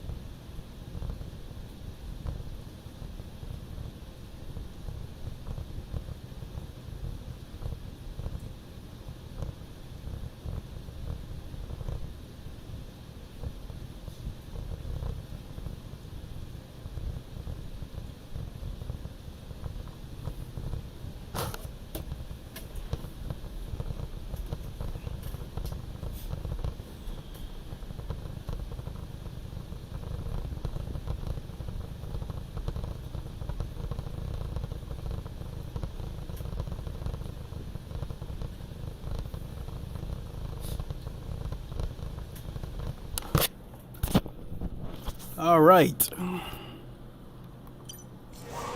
See how much time is left. So our fastest lap is a 1:49.1. So there's 17 cars out on the track right now. There's 3.5 minutes left. I think it kind of doesn't make much sense for me to go back out on the track right now. Right, I qualified 13th. You see by the map right there, there is a bunch of cars bunched up. Even if I get time to get a good lap in, if I get caught up in all that traffic, that's it. You know, I won't be able to get a good lap in.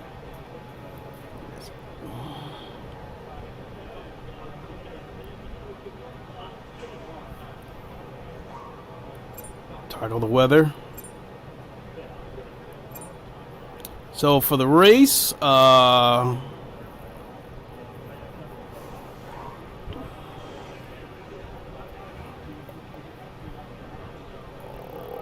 oh shit. We're 15th in the speed trap, 309.0 kilometers per hour. So this race, going into the first 5 minutes of the race, we're going to be clear. At about the 10-minute mark, it's expected to rain.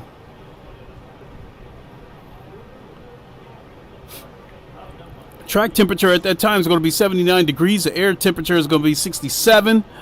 So it looks to me like this rain is going to last for 20 minutes.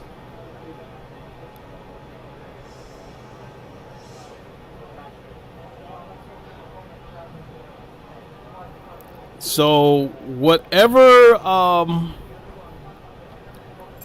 let's see here for qualifying. Let me have a look. It might be raining out there by now. It's saying 10 minutes into the qualifying session.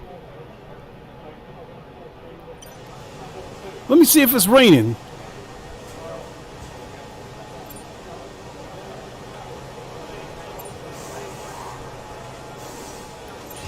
Okay guys, everyone be aware, the car's ready to go.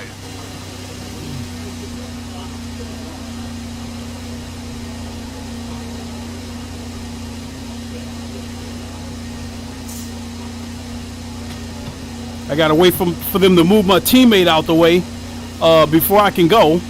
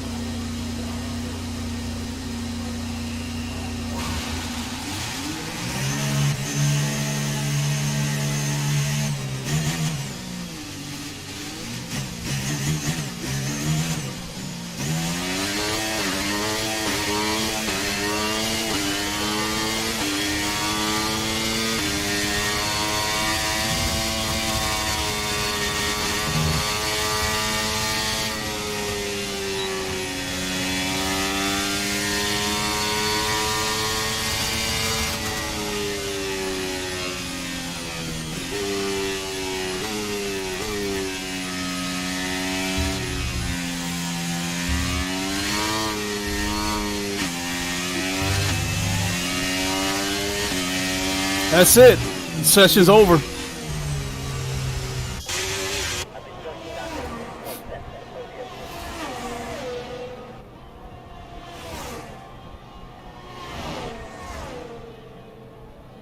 Oh, I'm down to 16th.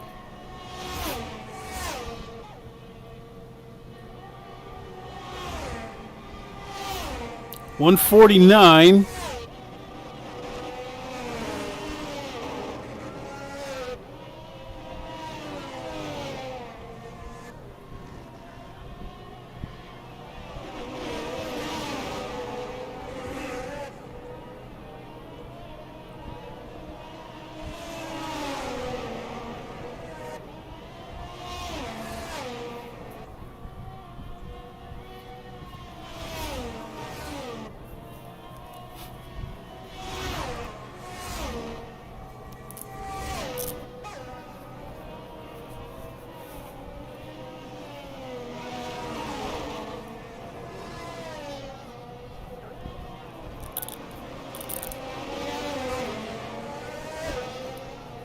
Okay, so one of the Ferrari drivers is a live person. The other one's AI. For me, my teammate is an AI. And my teammate is actually faster than me.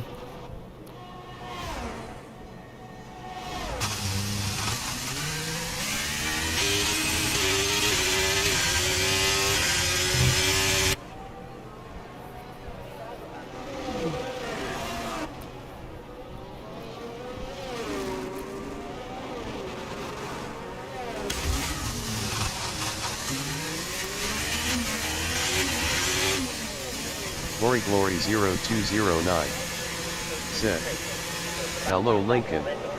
Glory 0209 said, "Hope you are doing good." I am doing good, thank you. I hope you are too.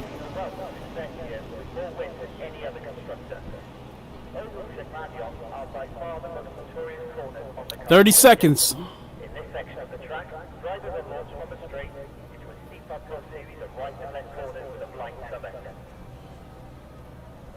You know, I wish Low Fuel Motorsports would get on board and bring this in.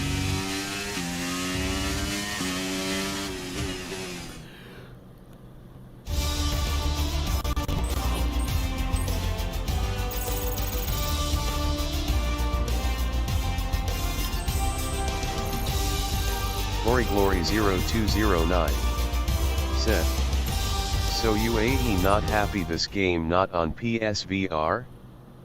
It's disappointing, but at the same time, I've seen a few things, in my opinion, that indicate to me that the PS5 might be a little short on power when it comes to VR. Thank you for the follow. Glory 0209 said, "But I think it's a lot demanding for PS5 to run this at respectable frames and quality." Yes, agree totally. No. Thanks for following.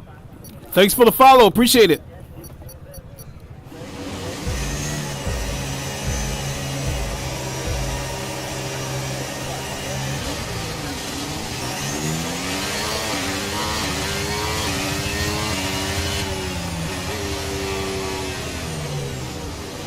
Teammate!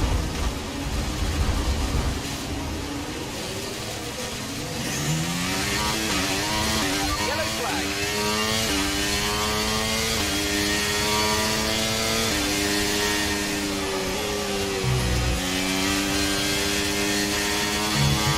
You need to give that place back, I'm afraid. That was an illegal overtake.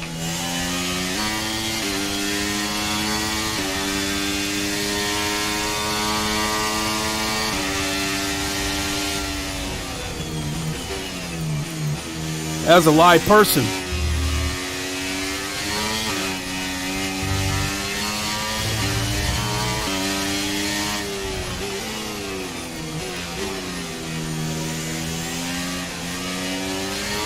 Okay, the start was fine. Let's try and move forward.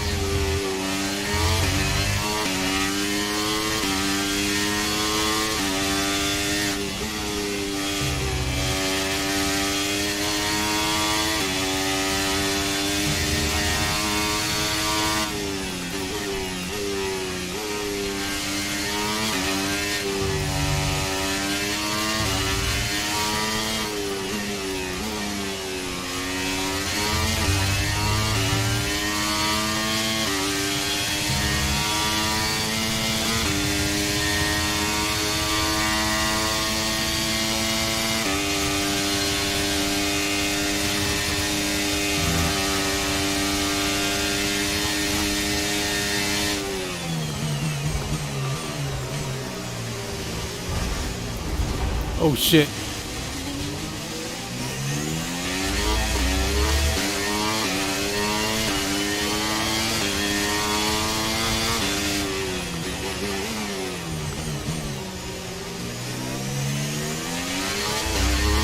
Nice work, mate. That brings you up a place.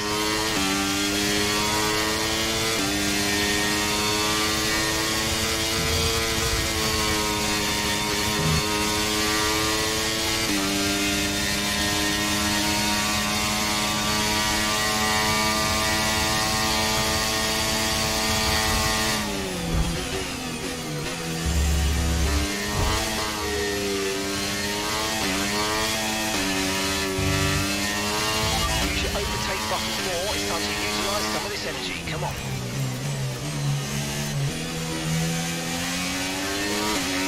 Green flag.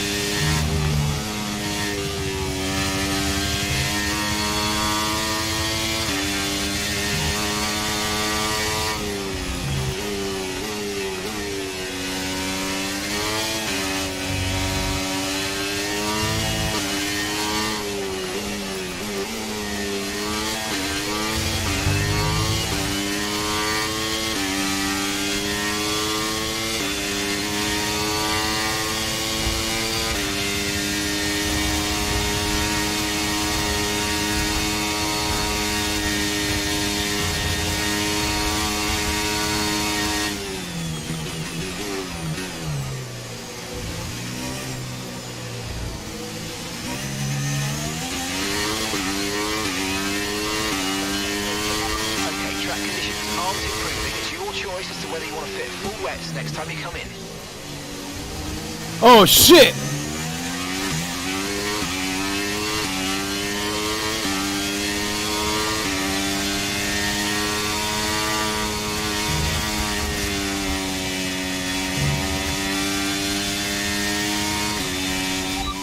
Weather report. Okay, I think we're still the right tyres for the time being. Light rain will stay with us for at least 20 minutes, maybe more. Light rain is here to stay. Okay, dry seem like the best tyre for now.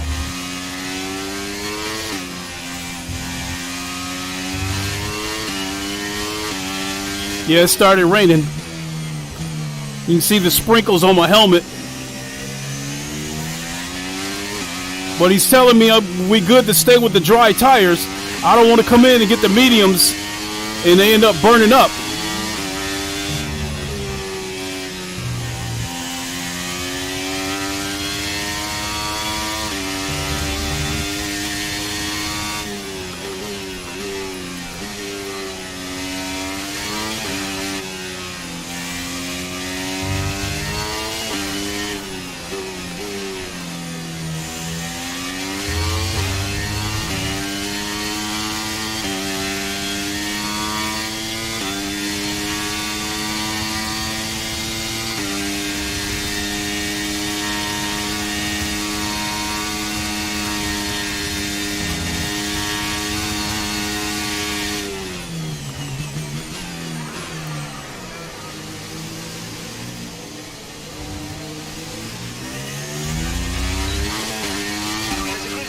Cars ahead of you, it might be worth pitting sooner than planned in order to avoid them.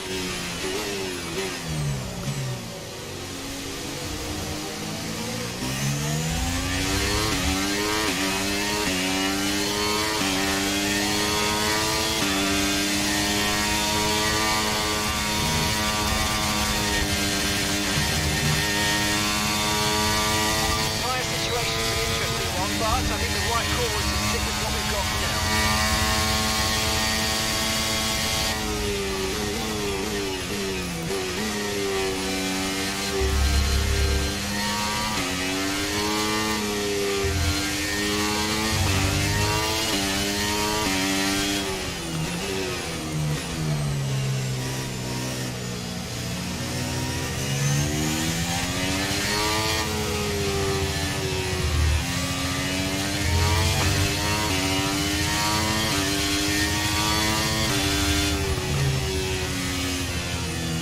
I am starting to lose a little bit of grip. Huge strategy available on the MFD.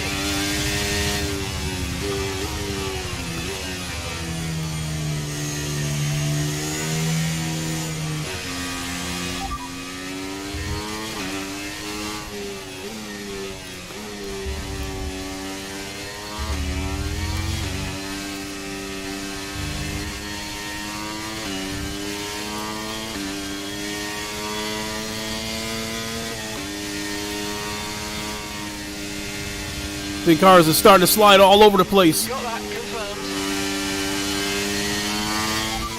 Box this lap. Understood. Stopping this lap.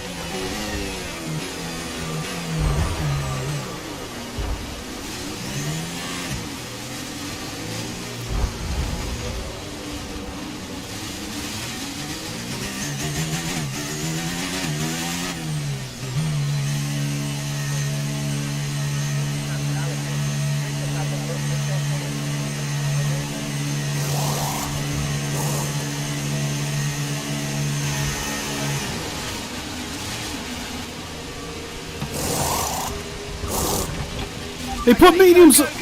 They put mediums in there. Some time there. Pit strategy complete. See these tyres through to the end now. Are you crazy?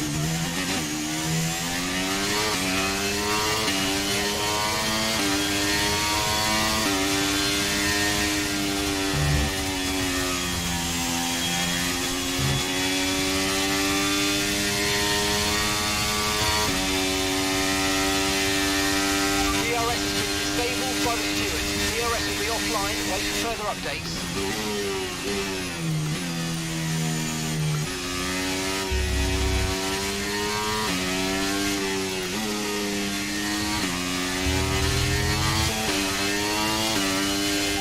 Weather report.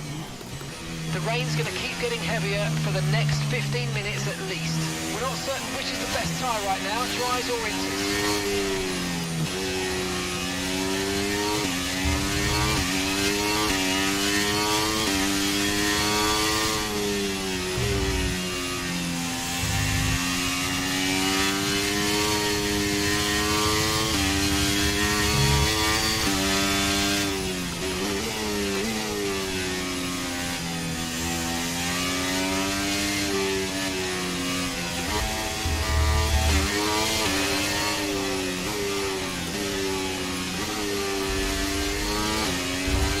Intermediates. We're not certain which is the best tyre right now, dries or inters. Wets. Okay, it's static over the radio. Say it again. Wet tires. Alright, we're seeing puddles now, and the dry tyre isn't capable of moving that water out of the way. Looks like we're around the crossover point for the intermediates. Boxes slap. Okay, we can take you this lap. Intermediate tires.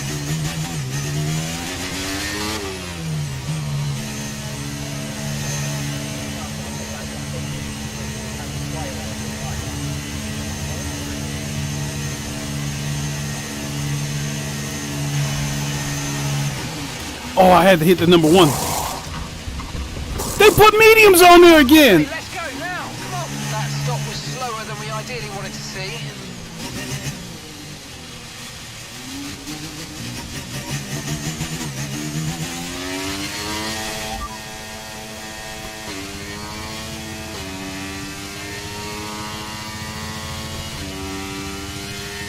Set intermediate tires. Affirmative, medium tyres at the next stop. Set intermediate. Okay, we'll fit inters on your next stop.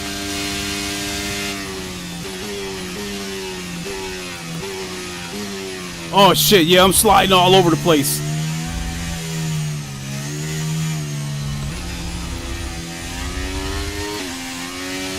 Boxes lap. Right, let's have you in at the end of this lap, please.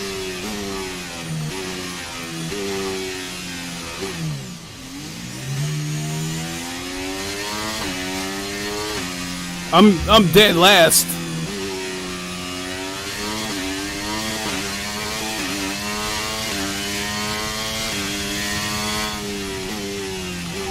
Push, use your overtake button. Let's Glory go. Glory 0209 said, I like the game so far in terms of control and AI. Oh yeah, this is a great game. Glory Glory 0209 said, are you doing open lobby today? No, I hadn't planned on it. Okay, it's borderline, mate, but if I were you, I'd come in and change tyres. I'm just not sure we're on the right ones for these conditions anymore.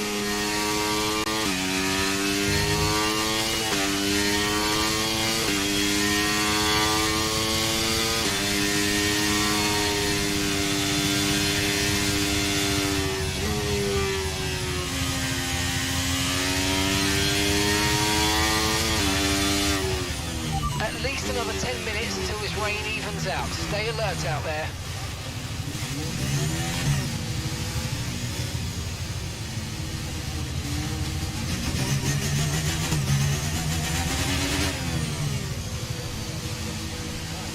We gonna get this pit stop right this time.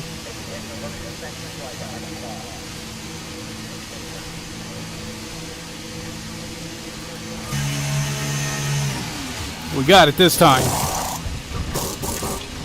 Right, let's go. Come on. Perfect job on the turn in there, mate. Looks like a nice stop time. We're happy with that one. Okay, stay clear of the white line on the exit. We'll receive a penalty for dangerous driving if you cross onto the track. That's better.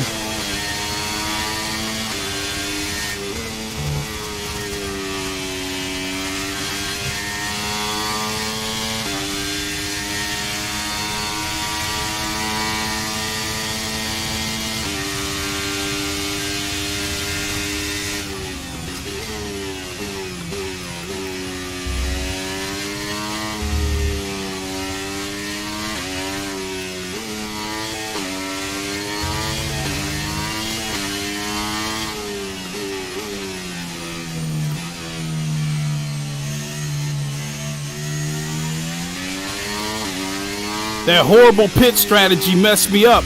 Came in twice and got medium tires when I meant to get intermediates.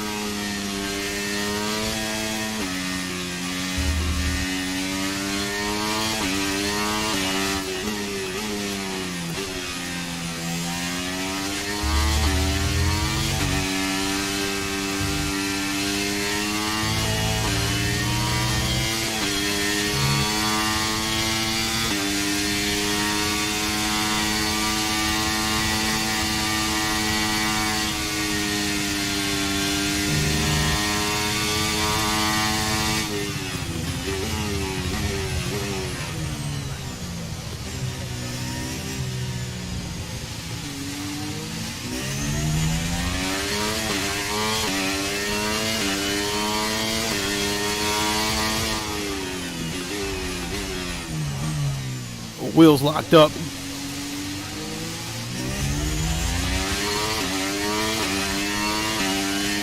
Yellow flag. Okay, be aware there's an incident in the next part of the track. No overtaking through the yellow flags. Green flag.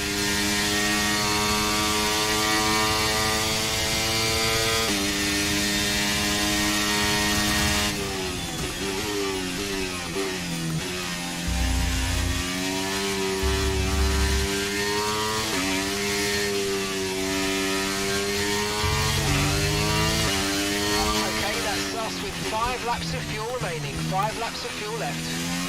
We got 3 laps left.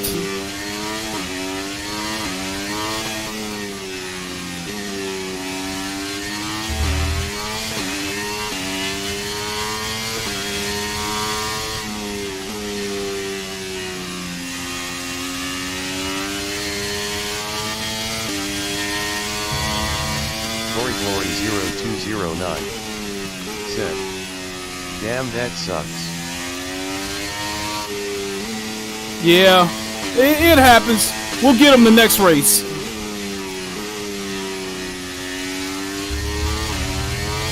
What it? Okay, here's the gap that we're trailing the car ahead by. 27.2 seconds.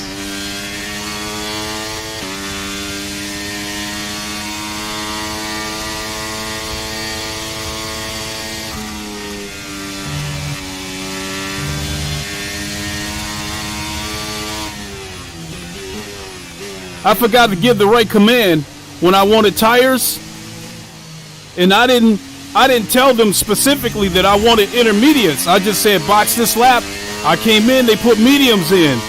The second time I called for tires, they got it wrong, and I came in and they put mediums in. So, oh well. You know, at least I'm not last.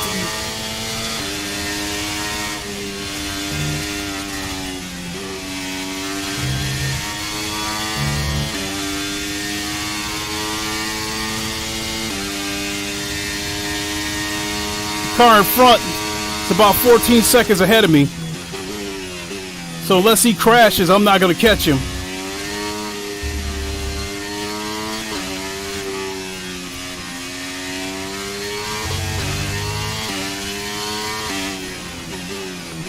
But I'll be ready for the next race. This one is over.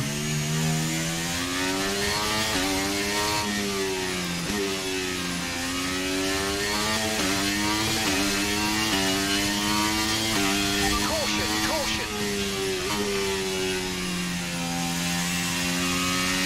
Okay, clear.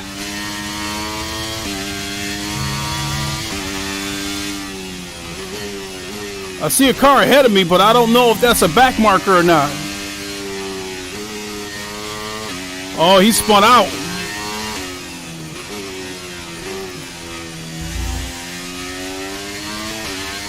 Battery charge is high. Let's use that overtake button a bit more.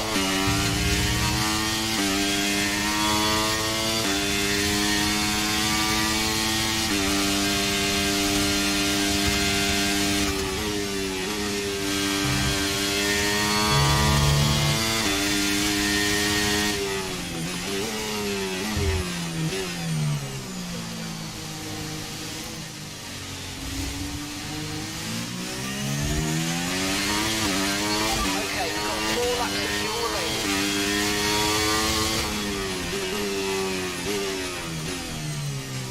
Looks like everybody else is on full wets.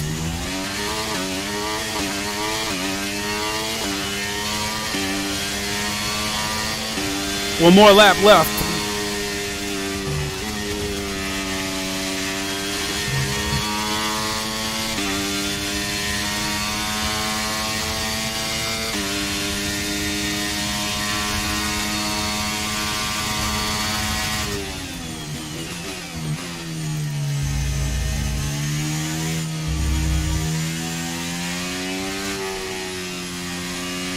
Seems like the rain is starting to lighten up.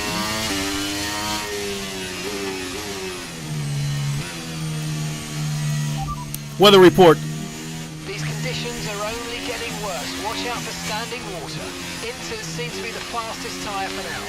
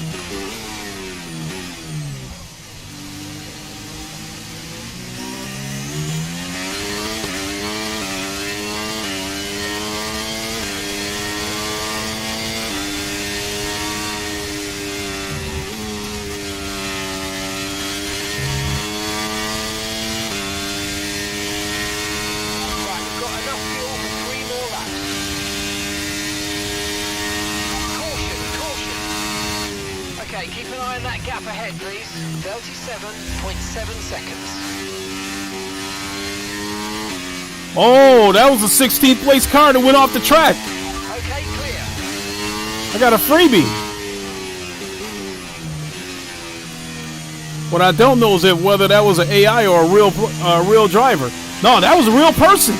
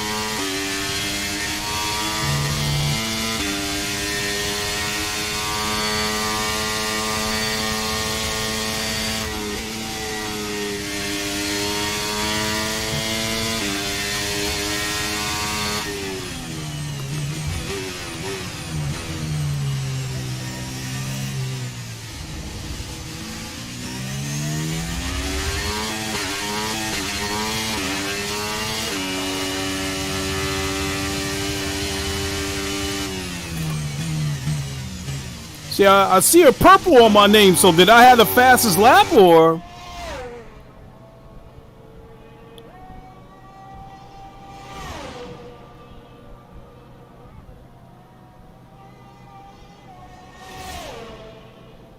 Amazing detail.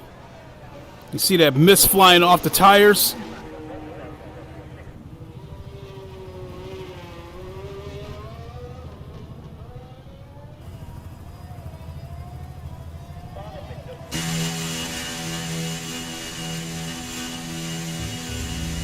So we took 14th. All right. Considering the terrible pit strategy, I think I'm fortunate to have come in 14th. Gory Glory 0209 said, "Good race. Could have been better, but thank you."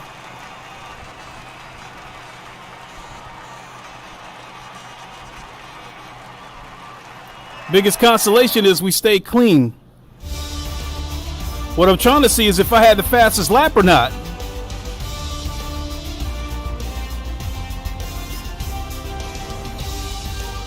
Yep, I had the fastest lap at 149.4.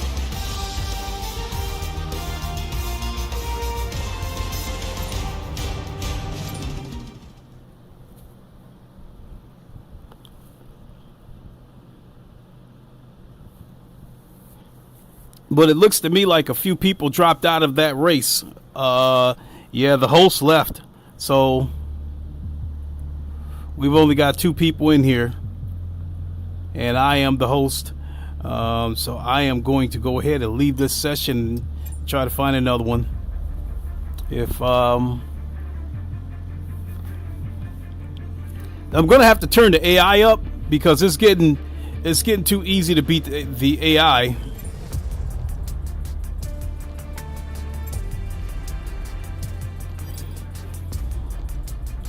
$1,900 cash.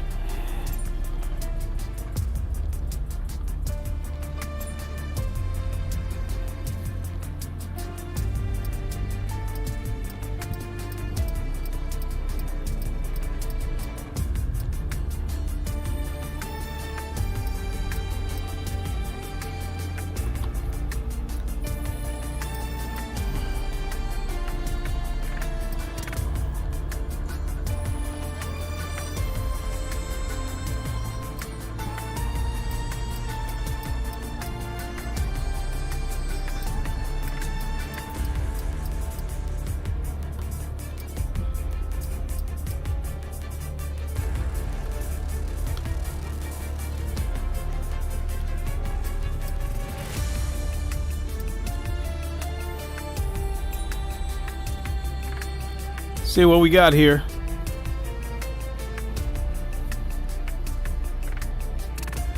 Only 3 people in here.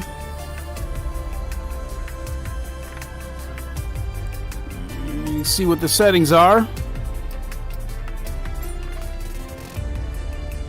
Damage is off.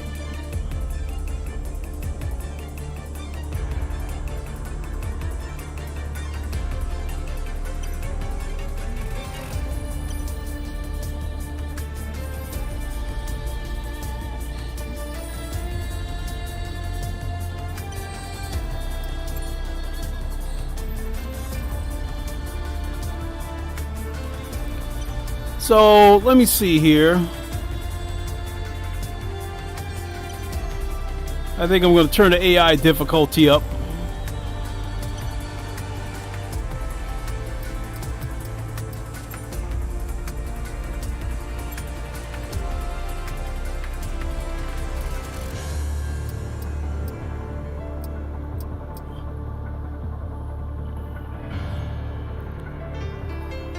Accessibility options, controls, feedback.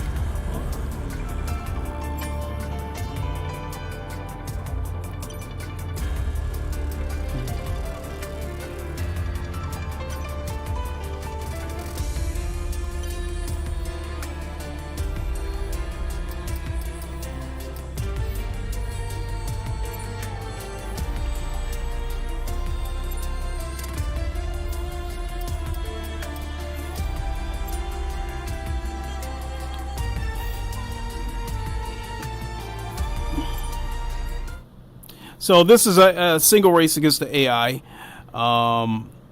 It's gotten quite easy to beat the AI. So assist difficulty here. AI difficulty is at 31, which is at easy. Let's take it, there we go. Let's take it up to 58. That puts it at medium.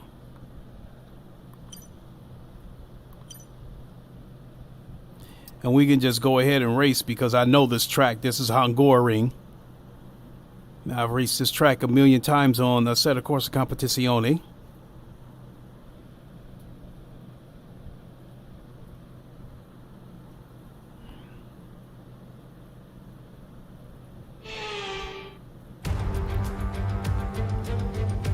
Welcome back to Budapest and the Hungaroring, infamous for its tight, narrow corners. The fourth.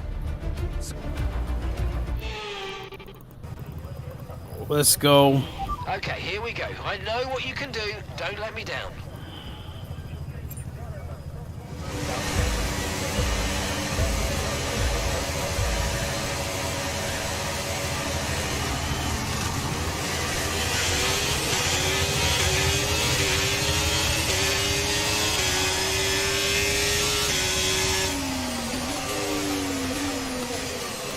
Look at the oh shit, look at the disrespect.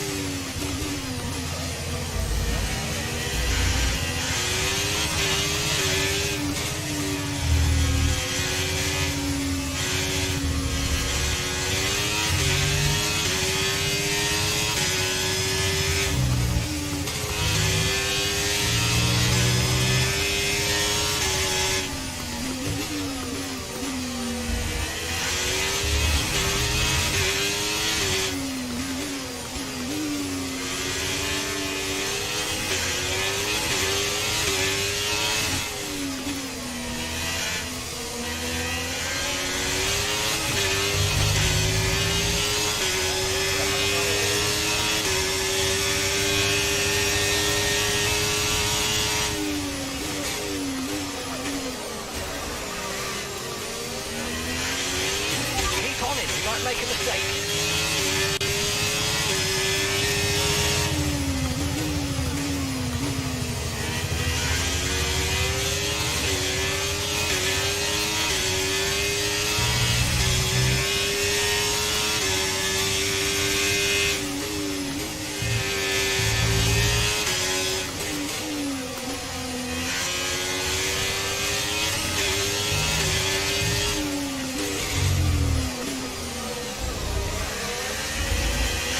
A lot of spare energy. Okay to use your overtake button.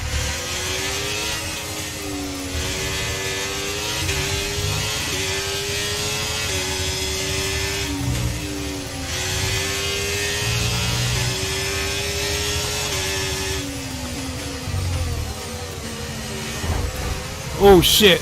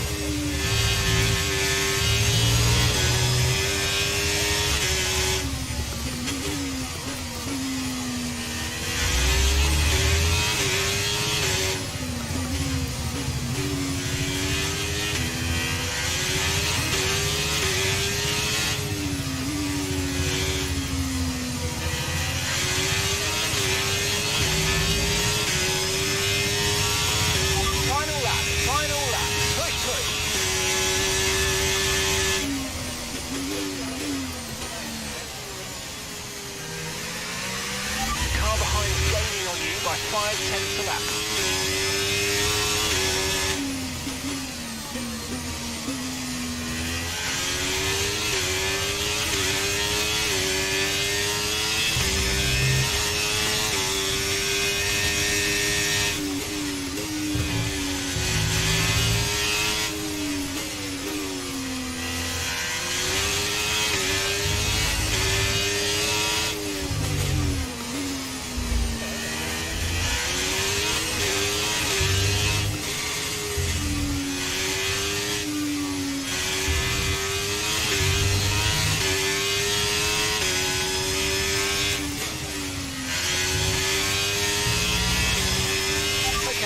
Gap to the car ahead, 3.1 seconds.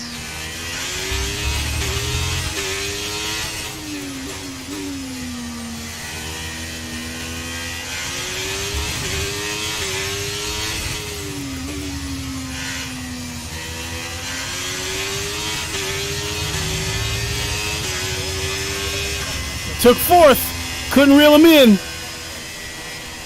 that's the end of the race. We'll see you in Parc Fermé.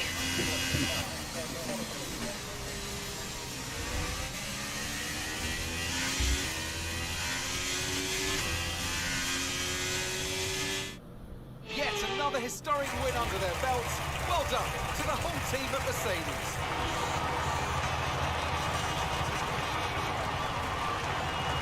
So Natalie, what do you think helped them deliver this result? All right.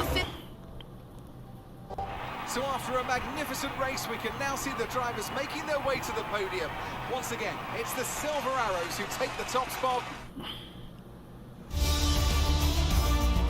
Let's focus on the driver of the day, Natalie Pinkham. So I think I'm going to leave it there. I think I've been streaming for about 3 hours. But before I go, I just want to remind everybody to check the description of this stream. You'll see the links to my other channels, my Twitch channel where I stream a set of Corsa Competizione for low fuel motorsports. And my third channel, the Godfather of VR, where I just stream regular VR games, first-person shooters, whatever. I haven't been very active on that channel, but I intend to get back to it on that channel because I'm finding out that mixing up the games here on this channel is like screwing up the algorithm. So I'm going to try to stay disciplined and keep this to just strictly VR sim racing. Same thing over on the Twitch channel. So if you want to see me play games like Poker Stars VR, Pavlov, other types of VR games, Red Matter, puzzle VR games, that kind of stuff, make sure you sub to the Godfather of VR. It's a very small channel, and I haven't been on there in a while, but I plan to get back at it more sooner than later. Maybe even as soon as tonight. Because I'm a night owl, at least I like to be. So if I find myself awake in the middle of the night, and I can't think of anything else to stream, maybe I'll jump over on the Godfather of VR and stream Poker Stars. I love that game. It's a really chill, really relaxed game. So make sure you follow me on those other channels as well. I'd like to welcome the new subs. Thank you for subbing. Really appreciate it. Hope to see you all on the next stream. Until then, you all know the line. Wakanda forever. Long live the king, and deuces. We will see you on the next stream. Everyone, have a good evening, morning, wherever you may be. We'll see you, everybody.